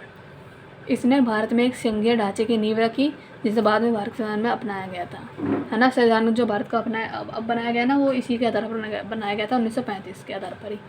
भारत की संघीय न्यायालय पढ़ लेते हैं। संघीय न्यायालय ने भारत के सर्वोच्च न्यायालय को पूर्वाभास किया। इसकी स्थापना 28 जनवरी 1950 को हुई थी संघीय न्यायालय की, ठीक है। इसके निर्णय के खिलाफ लंदन में प्रिवी काउंसिल की न्यायिक समिति में अपील की जा सकती थी। न्यायालय का अधिकार क्षेत्र दीवानी, फौजदारी और संवैधानिक मामलों को शामिल करता है। यह स्वतंत्रता पूर्व भारत में न्यायिक प्रशासन के लिए एक महत्वपूर्ण संस्थान था। ठीक है, सर मॉरिस ग्वायर इनके बारे में पढ़ लेते हैं। उन्होंने 1937 से लेकर 1943 तक संघीय न्यायालय के मुख्य न्यायाधीश के रूप में कार्य किया है। जो हमारे ये थे ना सर मॉरिस ग्वायर, इन्होंने 1937 से लेकर और 1943 तक इन्होंने संघीय न्यायालय, उस टाइम पे ऐसा मान लो सुप्रीम कोर्ट की तरह था। ठीक है, इसकी स्थापना कब हुई थी? 28 जनवरी 1950 को हुई थी और ये 1935 के एक्ट के थ्रू हुई थी इसकी। और इस टाइम पे 1937 में जब इसकी स्थापना हुई ना हमारी, तो इस टाइम पे कौन थे? सर मॉरिस ग्वायर इसके जो है CGI थे उस समय, 1943 तक रहे ये। उन्होंने न्यायिक सिद्धांतों को स्थापित करके महत्वपूर्ण भूमिका निभाई, जिनके बाद भारत के सर्वोच्च न्यायालय में ने पालन किया। जो भी हटाओ, उनके निर्णय भारत सरकार अधिनियम 1935 के प्रावधान को व्याख्या करने में महत्वपूर्ण थे। तो इतना बहुत है। बौद्ध समुदाय द्वारा मनाया जाने वाला सागा दावा, इतना पता था मुझे क्वेश्चन कि जो सागा दावा है वो बौद्ध फेस्टिवल है, सिक्के मनाया जाता है। लेकिन अब इन्होंने क्या पूछ लिया कि कौन से महीने में मनाया जाता है। मैं महीने भी रटू बोला, बिल्कुल डीपी पूछने लगे तो क्वेश्चन, तो मैंने इसको छोड़ दिया। अब मुझे नहीं पता इसका आंसर क्या है। क्या है इसका आंसर? मई और जून में। तो मई से लेकर जून तक हम जो है सागा दावा मनाते हैं सिक्किम के अंदर, और बौद्ध फेस्टिवल है ये। ठीक है, जैसे सोंगक्रेन है ना कि मेघालय में बनता है, वो भी बौद्ध का बौद्धिस्ट फेस्टिवल है। ठीक है, वो मेघालय में बनता है। ऐसे सागा दावा भी बौद्धिस्ट फेस्टिवल है जो कि मई और जून में मनाया जाता है। अब इसके बारे में पढ़ लेते हैं कुछ। देखो ये रहा, सागा दावा बौद्ध समुदाय विशेष रूप से तिब्बत, भूटान और नेपाल में मनाया जाने वाला त्यौहार है ना। और सिक्किम में बनता है। यहाँ पे सिक्किम दे रखा है उन्होंने। तिब्बत में बनता है, भूटान में, नेपाल में भी। सिक्किम भी याद करना है मैंने, क्योंकि सिक्किम से ही याद हुआ था मुझे ये। यह त्यौहार गौतम बुद्ध के जन्म, ज्ञानदेव और मृत्यु, जिसे बोलते हैं परिनिर्वाण की स्मृति में मनाया जाता है। सागा दावा तिब्बती चंद्र कैलेंडर के चौथे महीने में आता है, जो आमतौर पर ग्रेगोरियन कैलेंडर में मई और जून के बीच में होता है। यह बौद्ध कैलेंडर में सबसे पवित्र महीनों में माना जाता है, मई और जून, है ना, जिसमें कई भक्त दयालु तीर्थ यात्रा और प्रदर्शन के कार्य करते हैं, जो भी हैं। देखो, वैसाख जिसे बोलते हैं बुद्ध पूर्णिमा, वैसाख जिसे बुद्ध पूर्णिमा के नाम से जाना जाता है, यह एक अन्य प्रमुख त्यौहार है बुद्ध का, जो बुद्ध के जन्म हुआ था, ज्ञान प्राप्ति हुई थी, मृत्यु को चिन्हित करता है। यह वैसाख महीने अप्रैल मई में मनाया जाता है। ठीक है, जैसे सागा दावा तो मनाया था मई जून में, लेकिन अप्रैल में मई मनाते हैं उनका वैसाख बुद्ध पूर्णिमा, अप्रैल में मनाते हैं, अप्रैल और मई में। सागा दावा का महत्व माना जाता है कि सागा दावा के दौरान कई अच्छे कर्म के पुण्य कई गुना बढ़ जाते हैं। भक्त अक्सर दान, जानवरों को मुक्त करने और प्रार्थना करने जैसी गतिविधि में संलग्न होते हैं। प्रारंभ ये हटाना से इसको पढ़ लेते हैं। सागा दावा दुचेन, सागा दावा की पूर्णिमा को सागा दावा दुचेन के रूप में जाना जाता है, जो त्योहारों के सबसे महत्वपूर्ण दिनों में से एक है। ऐसा माना जाता है कि बुद्ध का जन्म, ज्ञान और मृत्यु इस शुभ दिन पर हुई थी। मतलब इनकी ज्ञान, इनको मतलब इसकी ज्ञान भी इसी दिन मिला, जन्म भी इसी दिन मिला और मृत्यु भी इनका इसी दिन हो गया। ओके, विजयनगर के शासक स्वयं को क्या कहते थे? नायक, चक्रवर्ती, राय, महाराजा। क्या बोलते थे? राय। विजयनगर अपने आप को बोलते, विजयनगर के जो सम्राट थे वो अपने आप को बोलते थे राय। क्या बोलते थे? अपने आप को राय बोलते थे। ओके, ये मैंने पढ़ा था, मैंने पढ़ा ही मतलब आज तक, ये मेरा नोट्स में भी नहीं है लोड ये। ठीक है, तो विजयनगर साम्राज्य के शासकों ने अक्सर अपनी, मतलब इतना याद कर लो कि विजयनगर साम्राज्य के जो लोग थे अपने आप को राय बोलते थे। इन्होंने राय का टाइटल दिया था अपने आप को। 14वीं से 17वीं शताब्दी तक अपने शासनकाल के दौरान राय उपाधि ने विजयनगर शासकों को शाही शक्ति और भव्यता पर बल दिया था। अब ये पढ़ लेते हैं। विजयनगर साम्राज्य, जो कि इसकी स्थापना 1336 के अंदर हरिहर और बुक्का ने की थी, दो थे। ठीक है, इन्होंने की थी। यह कला, वास्तुकला और हिंदू संस्कृति के प्रचार में अपने योगदान के लिए फेमस है। राजनीति शहर इनकी जो विजयनगर की जो कैपिटल थी वो थी इनकी हम्पी। ठीक है, बस, जो कि अपनी समृद्ध स्थापत्य विरासत के लिए जानी जाती है और वर्ल्ड हेरिटेज में भी शामिल है। ये कृष्ण देव राय, इनका टाइम पीरियड है 1509 से लेकर 1529। विजयनगर साम्राज्य के सबसे प्रतिष्ठित शासकों में से एक थे। उन्होंने साम्राज्य का सबसे बड़ा विस्तार किया और कला और साहित्य के संरक्षण के लिए जाने जाते हैं। ये देवराय वन और देवराय सेकंड, है ना। जो ये कौन थे? जो इनका टाइम पीरियड है देवराय वन का तो है 1406 से लेकर 1422 और देवराय सेकंड का है 1422 से लेकर 1446। अपने सैन्य और प्रशासनिक कौशल के लिए जाने जाते हैं, जो महत्वपूर्ण शासक थे। ये कृषि को बढ़ावा दिया इन्होंने ही, ठीक है, दोनों ने, और साम्राज्य को और अर्थव्यवस्था को बढ़ावा दिया और व्यापक सिंचाई परियोजना को स्टार्ट किया था, देवराय ने, जो कि इसके थे विजयनगर साम्राज्य के। देवराय सेकंड जो है मंदिर वास्तुकला में अपने योगदान के लिए जाने जाते हैं। इन्होंने मंदिर बनवाए देवराय सेकंड ने। हम्पी क्या है, विजयनगर साम्राज्य की कैपिटल थी और यह अब वर्ल्ड हेरिटेज में शामिल है। बस। कमला लक्ष्मी नारायण पूरे विश्व में, मुझे इसका ऐसा लगता है मोहिनीअट्टम या भरतनाट्यम, क्योंकि ये ऐसे नाम थोड़े से साउथ के होते हैं और कथक तो यूपी का है, तो नहीं होता। कुचिपुड़ी आंध्र प्रदेश का है, मुझे तो सिर्फ इन दोनों में लगता है ना। तो क्या है इसका, कमला लक्ष्मी नारायण, हाँ देखो भरतनाट्यम, ठीक है। तो ये भरतनाट्यम से है कमला लक्ष्मी नारायण। इनके बारे में और क्या है पढ़ें, ये तो डायरेक्ट याद करने चीज़ें होती है, छोड़ो। निम्न में से किसने सबसे पहले केंद्रक को कोशिकांग के रूप में वर्णित किया? तो ये कौन थे केंद्र की तो खोज रॉबर्ट ब्राउन ने की थी, तो रॉबर्ट ब्राउन है किसका आंसर, देखो यही है, ठीक है। तो मतलब ये कह रहा है केंद्रक को कोशिकांग के रूप में भी उन्होंने किया और केंद्रक की खोज भी उन्होंने की थी रॉबर्ट ब्राउन ने। ओके, देखो रॉबर्ट ब्राउन एक स्कॉटिश यानी कि स्कॉटलैंड के क्या थे, वनस्पति शास्त्री थे, जिन्होंने वनस्पति विज्ञान और पादप आकारिकी में महत्वपूर्ण योगदान दिया, जिन्हें 1831 में कोशिका केंद्र की खोज का श्रेय भी दिया जाता है, ठीक है। 1831 में केंद्र की खोज किसने की थी, रॉबर्ट ब्राउन ने की थी 1831 के अंदर। ये रिपीट हो चुका है बार बार एनालिसिस के अंदर। 1831 में केंद्र की खोज की थी रॉबर्ट ब्राउन ने, ठीक है। कोशिका सिद्धांत 1839 में मैथियास लाइडेन और थियोडोर स्वान द्वारा प्रस्तावित। कोशिका सिद्धांत किसने दिया था हमारा 1839 में। एक तो थे देखो स्लाइडेन है और स्वान है, इन दोनों ने, स्लाइडेन ने और स्वान ने 1839 में कोशिका सिद्धांत दिया था। स्लाइडेन और स्वान ने 1839 में कोशिका सिद्धांत दिया था। यह बताता है कि सभी जीव कोशिका से बने होते हैं। बोलते हैं जितने भी जीव है ना, हम सब सेल से बने होते हैं और कोशिका जीवन की मूल इकाई है। किसने कहा था, कोशिका सिद्धांत दिया था हमारा स्लाइडेन स्वान ने 1839 के अंदर। 1831 में रॉबर्ट ब्राउन ने केंद्र की खोज की थी। केंद्र का कार्य क्या है, देखो बाद में रुडोल्फ विर्चो द्वारा विस्तारित किया गया, जिन्होंने कहा कि सभी कोशिकाएं पूर्व मौजूद कोशिका से उत्पन्न होती है। ये जितनी भी हमारी सेल है ना, जो नई सेल बनती है पुरानी सेल को डिस्ट्रॉय होने से बन जाती है, ठीक है, वो डिस्ट्रॉय होती है और नई बनती रहती है।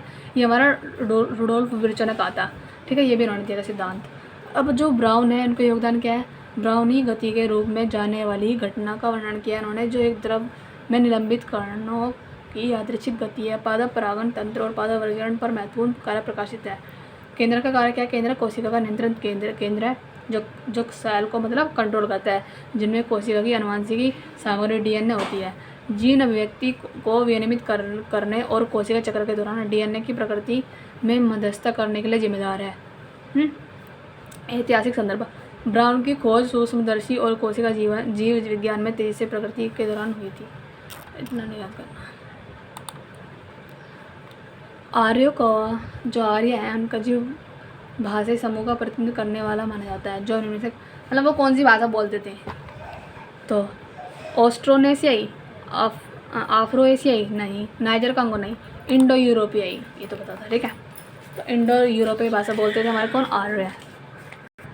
ओके, तो इंडो यूरोपीय भाषा परिवार यह कई शाखाओं में विभाजित है, जिनमें जर्मनिक, रोमांस, स्लाव और इंडो ईरानी शामिल है। अंग्रेजी हो गया, स्पेनिश हो गया, रूसी हो गया, हिंदी और बंगाली जैसी भाषाएं इस परिवार का हिस्सा है। देखो कौन कौन, जो इंडो यूरोपीय भाषा है ना परिवार है, इसमें कौन कौन शामिल है, यह कई शाखाओं में विभाजित है, जिसमें से एक तो हो गया जर्मनिक, रोमांस, स्लाव और इंडो ईरानी शामिल है इसमें, ठीक है। ये सारी भाषाएं हमारी इंडो यूरोपीय भाषा कहलाती हैं। इनमें से कौन कौन सी, जर्मनी वाली, रोमांस वाली, स्लाव वाली, इंडो ईरानी वाली, और अंग्रेजी, स्पेनिश, रूसी, हिंदी और बंगाली जैसी भाषाएं भी इसी वर्ग का हिस्सा है। अंग्रेजी भी इंडो यूरोपीय का हिस्सा है, स्पेनिश भी, रूसी भी, हिंदी भी, बंगाली भी इसी का ही है। अधिकतर भाषा जो इंडिया में बोली जाती है वो इंडो यूरोपीय भाषा बोली जाती है, ठीक है, बोली जाती थी। प्रोटो इंडो यूरोपीय भाषा सभी इंडो यूरोपीय भाषाओं की काल्पनिक सामान्य पूर्वज है, ठीक है। भारत की ये संस्कृत क्या है, एक प्राचीन भाषा है इंडिया की, जिसकी हिंदू धर्मग्रंथों, शास्त्रीय भारतीय साहित्य में महत्वपूर्ण भूमिका है। सबसे पुरानी ज्ञात इंडो यूरोपीय भाषाओं में से एक है, ये भी एक इंडो यूरोपीय भाषा है, संस्कृत भी, ठीक है। संस्कृत ने कई आधुनिक दक्षिण एशियाई भाषाओं को प्रभावित किया। बहुत है इतना, अब चलते हैं। उत्तरी भारत में गर्म दिन, मतलब उत्तरी भारत में जो हमारा नॉर्थ वाला पार्ट है, ठीक है, उसमें गर्म गर्म दिन और ठंडी रातें होती है, यानी कि दिन तो पूरा गर्म रहता है और रात में ठंडक हो जाती है। तो वो कौन से मौसम की विशेषता है? वसंत ऋतु की? नहीं। वर्षा ऋतु की? नहीं। शीत ऋतु की? नहीं। ग्रीष्म ऋतु की? हाँ। गर्मी में गर्म रहता है, हल्का सा रात में ठंडा हो जाता है, तो ये ग्रीष्म ऋतु का है। ठीक है, ये निर्णय देखने की था। तत्वों के वर्गीकरण में त्रिको जिसे बोलता है ट्राइड्स शब्द किसने दिया? अभी हम उस दिन कल परसों एनालिसिस करते हैं जिसमें हमने न्यूलैंड का अष्टक नियम देखा या सप्तक नियम देखा था। अब हमने उसी में ही पढ़ा था कि त्रिक नियम किसने दिया, तो त्रिक नियम दिया था हमें डोबे राइनर ने। ये मुझे याद नहीं था, लेकिन ये मैंने एनालिसिस से याद किया और मैंने कहा हाँ ठीक है। ठीक है, तो डोबे, ये था हमारा कौन सा, जोहान डोबे राइनर ने हमें ट्रिक नियम दिया था। अब इसी में से क्या पता अगले क्वेश्चन वाला क्वेश्चन यहीं पे मिल जाए हमें जब पूछेगा, तो पढ़ लेते हैं। जोहान डोबे राइनर एक जर्मन, यानी कि जर्मनी के ये कौन थे हमारे रसायन शास्त्र थे, यानी कि रासायनिक थे। ठीक है, उन्होंने 1817 में त्रिको की अवधारणा प्रस्तुत की। उन्होंने देखा कि 3 तत्व, यानी कि इसे बोलते हैं त्रिको के कुछ समूह में समान रासायनिक गुण थे, यानी कि 3 ऐसे एलिमेंट्स हैं जिनके अंदर सेम जो है गुण होते हैं, और मध्य तत्व का परमाणु भार अन्य दो का लगभग औसत होता है। जो बीच वाला होता है ना, जो दोनों का एवरेज होता है वो बीच वाले के बराबर होता है। ये नियम हमें त्रिक का नियम दिया था जोहान डोबे राइनर ने 1817 के अंदर। डोबे राइनर के त्रिक उनके गुणों के आधार पर तत्वों के वर्गीकृत करने के लिए एक प्रारंभिक प्रयास था, और इसने आवर्त सारणी के विकास का मार्ग प्रशस्त किया। डोबे राइनर के त्रिकों का उदाहरणों में से जैसे कौन कौन सा, लिथियम हो गया, सोडियम हो गया, पोटेशियम हो गया, साथ ही कैल्शियम, स्ट्रोंटियम और बोरियम शामिल है। ये सभी इसी एग्जाम्पल है ना। आवर्त सारणी का विकास पहला तो दिया था हमारा किसने, मैंडलीफ ने 1869 में, लेकिन आधुनिक वाले दिया हमारे किसने, मोजले ने। पहले का था पहले थी परमाणु भार पर आधारित, अब है परमाणु क्रमांक पर आधारित। ठीक है, आवर्त सारणी 118 हमारे टोटल एलिमेंट हैं, जिसमें से हमारे 7 आवर्त है और 18 ग्रुप हैं। त्रिकों का नियम अभी हम पढ़ के आ चुके हैं। ठीक है, तो और नहीं है इसमें से। देखो जरा, जॉन न्यूलैंड्स सप्तक नियम, या फिर उसी को बोलते हैं हम 8वां सप्तक, तो समान रहता है इसमें। अष्टक का नियम, सप्तक का नियम बोलते हैं हमारा इन्होंने न्यूलैंड का। ठीक है ना। आधुनिक आवर्त सारणी जो कि परमाणु भार पर नहीं बल्कि परमाणु क्रमांक पर एक आधारित है। ठीक है, और यह नियम हेनरी मोजले द्वारा 1913 में परमाणु क्रमांक की अवधारणा की खोज की थी। जब यह 1913 में आधुनिक वो थी उन्होंने आवर्त सारणी। मेरा गला दुखने लगा है, टॉन्सिल्स हो चुके हैं बोलते बोलते। इनमें से कौन नेक्टर इन सीव, 3 पुस्तक आ गए ना अभी पूरे मॉक में। तो नेक्टर इन सीव किसकी, हमारी कमला मार्कंडे की है, ये पता था मुझे। तो कमला मार्कंडे की पुस्तक कौन सी हमारी, नेक्टर इन सीव। कमला मार्कंडे की नेक्टर इन सीव पुस्तक है। ठीक है, जो कि 1994 में ये जो है जारी की थी इन्होंने। कमला मार्कंडे मैसूर कर्नाटक की है, जो कि 1924 में जन्मी थी ये। फिर ब्रिटेन चली गई 1948 में। हटाओ और नहीं पढ़ रही मैं। हाँ और पढ़ लो, इनकी अन्य कार्य कौन कौन से हैं। एक तो ये वाली है सम इनर फ्यूरी, भी कमला मार्कंडे की है। Some inner fury, a silence of desire, और पोजेशन भी नहीं किया है। 3 बुक है कौन कौन सी, a silence of desire, possession, और इन इनर फ्यूरी, है ना। ब्रिटिश भारत में एहरार आंदोलन के संस्थापकों में से कौन शामिल था। पहले तो ये पढ़ेंगे कि एहरार आंदोलन का उद्देश्य क्या था, क्यों चलाया गया था ये, और किसने स्थापना की थी और कब स्थापना की थी। तो यहाँ पूछ रहा कि जो संस्थापक थे ना, उनमें से कौन शामिल नहीं था, कौन कौन से इनके संस्थापक थे, कौन शामिल नहीं था। तो हमें नहीं पता, तो हम इसको देखते हैं। मौलाना अबुल कलाम आज़ाद इसके संस्थापक नहीं थे। मौलाना मोहम्मद अली थे इसके संस्थापक। एहरार के हसन इमाम भी थे, हकीम अजमल खान भी थे। अब पढ़ लेते हैं क्यों बनाया गया था ये। ठीक है, मौलाना अबुल कलाम आज़ाद एक प्रमुख भारतीय स्वतंत्र सेनानी और भारतीय राष्ट्रीय कांग्रेस के वरिष्ठ नेता थे। उन्होंने एहरार आंदोलन की स्थापना में भाग नहीं लिया, लेकिन विभिन्न अन्य स्वतंत्र गतिविधियों में शामिल थे। एहरार आंदोलन की स्थापना मौलाना मोहम्मद अली ने, कौन थे, अली थे, मोहम्मद अली हो गए, हसन इमाम हो गए, और हकीम अजमल खान ने ब्रिटिश औपनिवेशिक शासन के जवाब में की थी। जो शासन चल रहा था ना ब्रिटिश का, उनके जवाब देने के लिए हमने ये चलाया था कौन सा, एहरार। ऐसा लग रहा है जैसे अरहर लिख रहा हो, अरहर की दाल। मेंटर से कैसा उन्होंने चलाया, एहरार आंदोलन चलाया था उन्होंने। आज़ाद ने खिलाफत आंदोलन में महत्वपूर्ण भूमिका निभाई और बाद में स्वतंत्र भारत में पहले शिक्षा मंत्री थे। कौन, मौलाना अब्दुल कलाम आज़ाद। ठीक है। अबूल एहरार आंदोलन ब्रिटिश भारत में एक राजनीतिक आंदोलन था जिसका उद्देश्य स्वतंत्रता और मुस्लिम एकता को बढ़ावा देना था। मुस्लिम की एकता को बढ़ावा देने के लिए हमने चलाया था ये वाला, जिसकी स्थापना 1910 में मौलाना मोहम्मद अली और हसन इनाम थे और हकीम अजमल खान थे, इन्होंने की थी। इस आंदोलन ने ब्रिटिश औपनिवेशिक शासन और अखिल भारतीय मुस्लिम लीग के प्रभाव को दोनों का विरोध किया था और एकीकृत भारत की वकालत की थी। उन्होंने कहा था कि भैया एक भारत करो। अहरार नेता ब्रिटिश नेताओं के खिलाफ थे जो अपने कड़े रुख और स्वतंत्रता संग्राम में अपनी सक्रिय भागीदारी के लिए जाने जाते थे। ओके। मौलाना अबुल कलाम आज़ाद तो पता ही है, इनका जन्म होता 11 नवंबर 1888 को हुआ था। वे भारतीय स्वतंत्रता आंदोलन में से महत्वपूर्ण व्यक्ति थे। वे भारतीय राष्ट्रीय कांग्रेस के वरिष्ठ नेता थे और हिंदू मुस्लिम एकता के कट्टर समर्थक थे वो, है ना।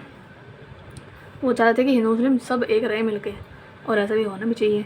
आज़ाद खिलाफत आंदोलन में महत्वपूर्ण भूमिका निभाते थे जिसका उद्देश्य ओटोमन खिलाफत की रक्षा करना और भारतीय मुस्लिम को एकजुट करना था। ठीक है, ये सब था।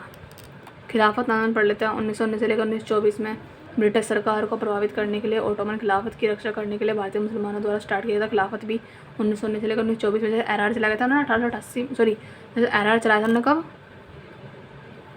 1910 में। ओके, और ये चलाया था ना 1924 में। यह आंदोलन खलीफा के अधिकार को बनाए रखने चाहते थे और बड़े भारतीय स्वतंत्रता आंदोलन को एक महत्वपूर्ण हिस्सा था इनका। ये बस ये जनरल पढ़ना है ये वाला। अपनी प्रारंभिक सफलता के बावजूद 1924 में मुस्तफ़ा कमाल अतातुर्क द्वारा खिलाफत के उन्मूलन के बाद यह आंदोलन अंततः कमज़ोर हो गया। भारतीय राष्ट्रीय कांग्रेस, है ना। ओके, तो गाइस मेरा ना गला सूख गया बोलते बोलते, मैं पानी पीने से। ठीक है, तो पानी पी लो हल्का सा, फिर पढ़ेंगे। आज के टेस्ट में मैंने सच में गोबर कर दिया, मतलब जीएस में टोटल होने से आए हैं। ठीक है, तो क्या कर रहे हैं, जो खिलाफत आंदोलन था, है ना, ये चलाया था 1919 में लेकर 1924 तक का चलाया गया था। और किसी ने चलाया था, ये मोहम्मद ने चलाया था और नेतृत्व कर रहे थे हमारे मोहम्मद अली। ठीक है, मौलाना मोहम्मद अली, मौलाना शौकत अली और मौलाना अबुल कलाम आज़ाद, 3 जने थे। मोहम्मद अली थे, मौलाना शौकत अली थे, मौलाना अबुल कलाम आज़ाद थे, जो कि हमारे शिक्षा वो थे ना, कौन थे हमारे आपका देखा था ना,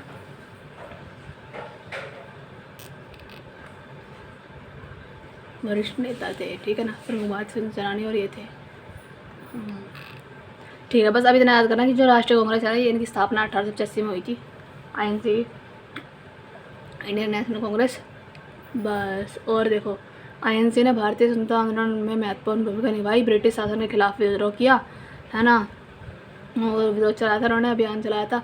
आईएनसी के प्रमुख नेता थे हमारे महात्मा गांधी, जवाहरलाल नेहरू, सरदार पटेल, मौलाना अबुल कलाम आज़ाद। ये बहुत इंपॉर्टेंट है। ठीक है, देखो हर इसमें थे, ये खिलाफत में भी थे, है ना, और बस इसमें नहीं थे, देखो इनमें नहीं थे। क्या नाम है, ये क्या था, अहरार आंदोलन, जो कि 1910 में चलाया गया था, इसमें नहीं थे ये। इसमें सिर्फ कौन थे हमारे, एक तो ये थे मौलाना मोहम्मद अली, हसन इमाम और हकीम अजमल खान, और मोहम्मद अली इसमें भी थे, खिलाफत में भी थे। देखो ये मोहम्मद, है ना, देखो ये खिलाफत में भी थे ये, और मौलाना शौकत अली भी थे इसमें, और ये खिलाफत के थे। और इसमें हमारे कौन थे, हमारे जवाहरलाल नेहरू, महात्मा गांधी, सरदार पटेल और मौलाना अबुल कलाम आज़ाद। बस, स्वतंत्रता के बाद आईएनसी भारत में प्रमुख राजनीतिक दलों में से एक रहा जो देश के राजनीतिक परिदृश्य को आकार दिया। ठीक है, पुट्टिका, नलिकाओं और पट्टलिकाओं के रूप में पाई जाने वाले संरचना की पहचान करें। क्या है ये, कहाँ पाई जाती है, प्लास्टिड, कोशिका द्रव्य, लाइसोम, मिसोसोम। तो मिसोसोम में पाई जाती है ये। मिसोसोम प्रोकैरियोटिक कोशिकाओं, विशेष रूप से जीवाणु में पाई जाने वाली अंतर्वर्ती संरचनाएं हैं। वे जीवाणु कोशिकाओं के भीतर पुट्टिकाओं, नलिकाओं और पट्टलिकाओं के रूप में भी दिखाई देती है। मिसोसोम कोशिका विभाजन के दौरान कोशिका भित्ति निर्माण, डीएनए प्रकृति और संतति कोशिका के वितरण जैसी है। प्लास्टिड ये पढ़ते हैं। प्लास्टिड क्या है, प्लास्टिड जो है पौधे और शैवाल की कोशिकाओं में पाए जाने वाले दोहरे झिल्ली वाले कोशिकांग है। ये प्लास्टिड क्या होता है? पौधे के अंदर भी और शैवाल की कोशिकाओं में, दोनों की कोशिकाओं में, पौधों वाले में भी और शैवाल दोनों की कोशिकाओं में दोहरी झिल्ली वाले कोशिकांग है ये। ठीक है, वे भोजन के संश्लेषण और सॉरी गाइस मैंने डका लिया, कोई बात नहीं। वे भोजन के संश्लेषण और भंडारण विशेष रूप से क्लोरोप्लास्ट में प्रकाशन, हाँ डकार लेना, छींक आना और क्या हो गया, आँखें झपकना, दिल की धड़कन, सांसें लेना, ये सब कौन सी क्रियाएं हैं, है ना, बता देना। और ये कौन सी उससे होता है, इनको कौन कंट्रोल करता है, कौन सी ग्लैंड कंट्रोल करती है, ये मुझे कमेंट में बताना। ठीक है, ये ऑटोमेटिक जो होता है चीज़ें। अब देखो यहाँ पे कह रहा है प्लास्टिड, ये कोशिकांग है जो कि शैवाल में भी पौधों में भी दोनों कोशिकांग पाया जाता है। भोजन के संश्लेषण को और भोजन का संश्लेषण हो गया, भंडारण हो गया, विशेष रूप से क्लोरोप्लास्ट में प्रकाश संश्लेषण में शामिल होता है। यानी कि भोजन को संश्लेषित करता है कौन? प्लास्टिड। भोजन उसमें पौधों में भी शैवाल में भी। कोशिका द्रव्य तो पता ही है, कोशिका द्रव्य कोशिका झिल्ली के भीतर जाली जैसा पदार्थ है। कोशिका झिल्ली में पाया जाता है कोशिका द्रव्य, है ना, जाली जैसा पदार्थ है जिसमें केंद्रक को छोड़कर सब कुछ शामिल होता है। ये विभिन्न कोशिकाओं को रखता है और अधिकांश कोशिकीय प्रक्रियाओं को स्थल है। लाइसोम झिल्ली से बंधे कोशिकांग है ये, जिसमें पाचक एंजाइम होता है।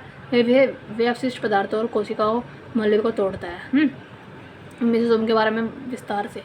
मेसोसोम को कभी कोशिका निर्माण की कलाकृति माना जाता था, लेकिन मतलब पहले हम मेसोसोम को ना बोलते थे कि ये कोशिका का निर्माण करती है, कभी माना जाता था, लेकिन अब उन्हें कार्यात्मक संरचना माना जाता है। वे कोशिकीय श्वसन में शामिल एंजाइम को होस्ट करके कोशिका की श्वसन प्रक्रियाओं में भूमिका निभाते हैं। 29 एशियाई फुटबॉल कप 4 वर्ष में एक बार आयोजित किया जाता है। ठीक है, तो पता था तुम्हें? एशियाई फुटबॉल कप, जिसे AFC एशियाई कप के रूप में जाना जाता है, राष्ट्रीय टीमों के लिए एशियाई में प्राथमिकता फुटबॉल प्रतियोगिता है। और AFC 1956 में आयोजित किया गया था सबसे पहले। ठीक है ना, मैं नहीं पढ़ रही इसको, अपने आप पढ़ लेना। लो तुम स्क्रीनशॉट देख लो, मतलब ये ले लो, रोक के पढ़ लेना पॉज करके। भारत के व्यापार और वैश्वीकरण का निम्नलिखित में से कौन सा प्रभाव है? ग्लोबलाइजेशन से इंडिया पर क्या प्रभाव पड़ा? देखो मैं इसको अगर मैंने छोड़ दिया था ये, क्योंकि मैं रिस्क नहीं लेना चाह रही थी, क्योंकि कुछ मेरे से क्वेश्चन बन ही रहे थे आज, और अगर मैं लगाती तो फिर ये नेगेटिव ना हो जाता। लेकिन मैं अगर अभी भी मैं इसको दोबारा से अगर मैं चाहूँ तो कौन सा लगा सकती हूँ? देखो ग्लोबलाइजेशन से क्या हो सकता है? इससे व्यापार में आत्मनिर्भरता और स्वायत्ता बढ़ी, ये हो सकता है। हाँ 20-30% चांस लग रहा है। लेकिन दूसरा कह रहा है इससे विदेशी बाज़ारों पर निर्भरता कम हुई, मतलब कि विदेश के हम जो बाज़ार थे उन पर डिपेंड कम रहने लगे ग्लोबलाइजेशन से। ये भी थोड़ा कम लग रहा है, बल्कि हम तो रह रहे थे कि हाँ अब तो विदेशी व्यापार, फिर हमने ग्लोबलाइजेशन स्टार्ट ही क्यों किया था? अगर हम विदेशी बाज़ार पर निर्भर नहीं रहेंगे तो हमने स्टार्ट ही क्यों किया भाई? तो ये मुझे नहीं लग रहा। इससे व्यापार की प्रतिस्पर्धा कॉम्पिटिशन और चुनौतियाँ कम हुई, ग्लोबलाइजेशन से व्यापार की कॉम्पिटिशन और चुनौतियाँ कम हुई, ये भी मुझे नहीं लग रहा, मतलब पता नहीं मुझे इसका कुछ इससे, पर ये तो नहीं लग रहा मुझे। और मुझे ऐसा पता है कि मैं इसको कह रही ना, ये नहीं लग रहा, तो क्या पता यही आंसर हो। इससे व्यापार की मात्रा और विविधता में वृद्धि हुई, मुझे इससे व्यापार की जो मात्रा है, हमने ट्रेड ग्लोबलाइजेशन से हमारी व्यापार की मात्रा और विविधता में वृद्धि हुई। हाँ मुझे ये लग रहा है कि हाँ जब ग्लोबलाइजेशन आया तो हमने जो है व्यापार करना स्टार्ट ज़्यादा कर दिया और विविधता डाइवर्सिटी खुल गई हमारे पास, है ना, तो मुझे ये ज़्यादा लग रहा है। तो अगर मैं लगाऊँ सब में तो मैं इस पर जाना चाह रही हूँ, मेरे पास 50% चांस इस पर है, तो एक बार टच कर देगा उसको। अरे मैं लगा ही देती, ठीक है। हाँ ग्लोबलाइजेशन से मतलब व्यापार की मात्रा और विविधता में वृद्धि हुई, ठीक है ना, तो ये था इसका आंसर।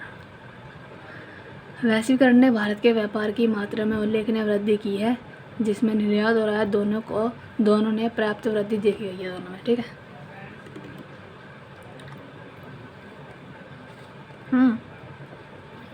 इसने भारत द्वारा व्यापार किए जाने वाले उत्पादों की श्रेणी में विविधता लाई है, जिसमें टेक्नोलॉजी, फार्मास्यूटिकल्स, वस्त्र और सेवाएं जैसे शामिल हैं। भारत के व्यापारिक साझेदारों का वैश्विक स्तर पर विस्तार हुआ, है ना। एशिया, यूरोप, अमेरिका देश शामिल है इसमें, जिससे बाजार तक पहुंच में वृद्धि हुई, है ना। वैश्विक अर्थव्यवस्था में एकीकरण के कारण उत्पादों की अधिक प्रतिस्पर्धा, मूल्य निर्धारण और बेहतर गुणवत्ता, ये सब हुआ। अब ये पढ़ लो। वैश्वीकरण यह उस प्रक्रिया को संदर्भित करता है जिसके द्वारा व्यवसाय या अन्य संगठन अंतर्राष्ट्रीय प्रभाव विकसित करने और अंतर्राष्ट्रीय स्तर पर संचालन शुरू करते हैं। वैश्विक अंतर्राष्ट्रीय व्यापार, निवेश और सूचना प्रौद्योगिकी द्वारा संचालित है। उदारीकरण क्या है? राष्ट्र के बीच वस्तुओं के मुक्त आदान प्रदान पर बैन हटा दिया, है ना, ये होता है उदारीकरण। इसमें टैरिफ कम करना होता है, कोटा हटाना और सरकारी नियमों को कम करना ही शामिल है इसमें, है ना। प्रत्यक्ष विदेशी निवेश FDI। ओके, अब तुम खुद देखो, मैंने अभी मॉक दिया था, अभी मैं दिखाऊंगी इसको, मैं जब सबमिट करूँ तब। जब मैंने ये मॉक दिया था तो मैं बैठी थी यहाँ पे 8:45 पे, ठीक है। उसके बाद अभी कितना टाइम हो रहा है? अभी टाइम हो रहा होगा, दिख नहीं रहा मुझे कहीं भी। फ़ोन से मैं रिकॉर्डिंग कर रही हूँ, वहाँ टैच लगा रही हूँ और ऐसे देख नहीं पा रही कहाँ पर टाइम है, तो भी पता नहीं मुझे कितना टाइम हो रहा है। अपना आप देख लो, है ना। तो ये सब अभी क्या है हमारा FDI, प्रत्यक्ष विदेशी निवेश। ये क्या होता है FDI? एक देश किसी फर्म यानी कि फैक्ट्री वगैरह, उद्योग वगैरह या व्यक्ति द्वारा दूसरे देश में स्थित व्यावसायिक हितों में किया गया निवेश। FDI उत्पाद और व्यापारों का एक वैश्वीकरण में महत्वपूर्ण भूमिका निभाता है। भारत की निर्यात आयात नीति, यह वस्तुओं और सेवाओं के निर्यात और आयात को नियंत्रित करता है ना। देश के व्यापार और अनुकूलन संतुलन। मैंने अपना पढ़ा इसको। निम्न में से कौन, मुझे ना GS इतनी बेकार इसलिए बेकार लगती है तो ये पूरी सही नहीं जाती। जैसे GS में फुल मार्क्स आ गए हैं, और मतलब सॉरी रीजनिंग में फुल मार्क्स आ जाएंगे, है ना। इंग्लिश में भी अच्छे मार्क्स आ जाएंगे, और इसमें ऐसे ही आएंगे, इसमें घिसे पीटे ऐसे आएंगे। मुझे गुस्सा आती है इसमें, फिर इसको रिवीजन करो ऊपर से। हाँ, निम्न में से मृदंगम बजाने वाले, ये मेरा गलत गया, मृदंगम बजाने वाले TH विनायकराम तो थे शायद। और मैं इसको बहुत दिनों से रट रही हूँ कि बार बार मृदंगम आ जाता है, TH विनायकराम नहीं। क्या बोल रहा है? मृदंगम बजाने के लिए RV राघवन, तो मतलब TH विनायकराम। मैं इसको बहुत दिनों से रट रही यही हूँ बार बार, क्योंकि मैंने कल परसों वाले में बोला था। भाई सॉरी, देखो मेरे को ये गलत गया, तुम्हारे ने मेरे भी गलत किया। अगर तुमने याद कर लिया होगा ना तो उसको मत करके याद, अब दूसरा याद कर लेना ये वाला, ठीक है।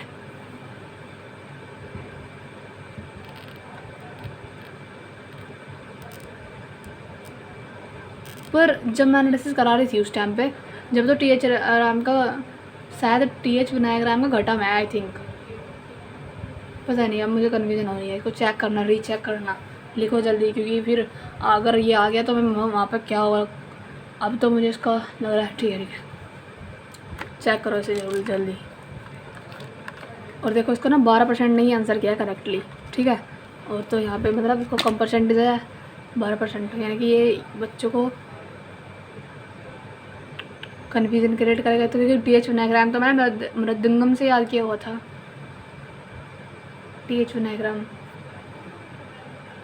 अभी रुको, इसको ना सर्च करते हैं, सर्च नहीं कर, टैब खोलो यहाँ पे।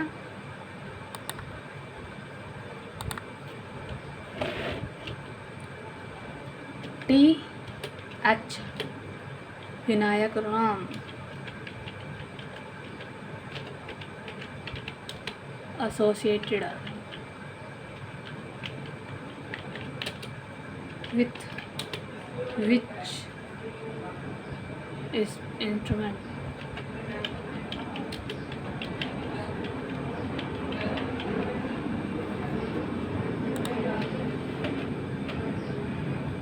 घटम, हाँ तो ये घटम था भाई, ठीक है। तो यहाँ से देखो ये रहा घटम, ठीक है। विनायकराम किससे हैं?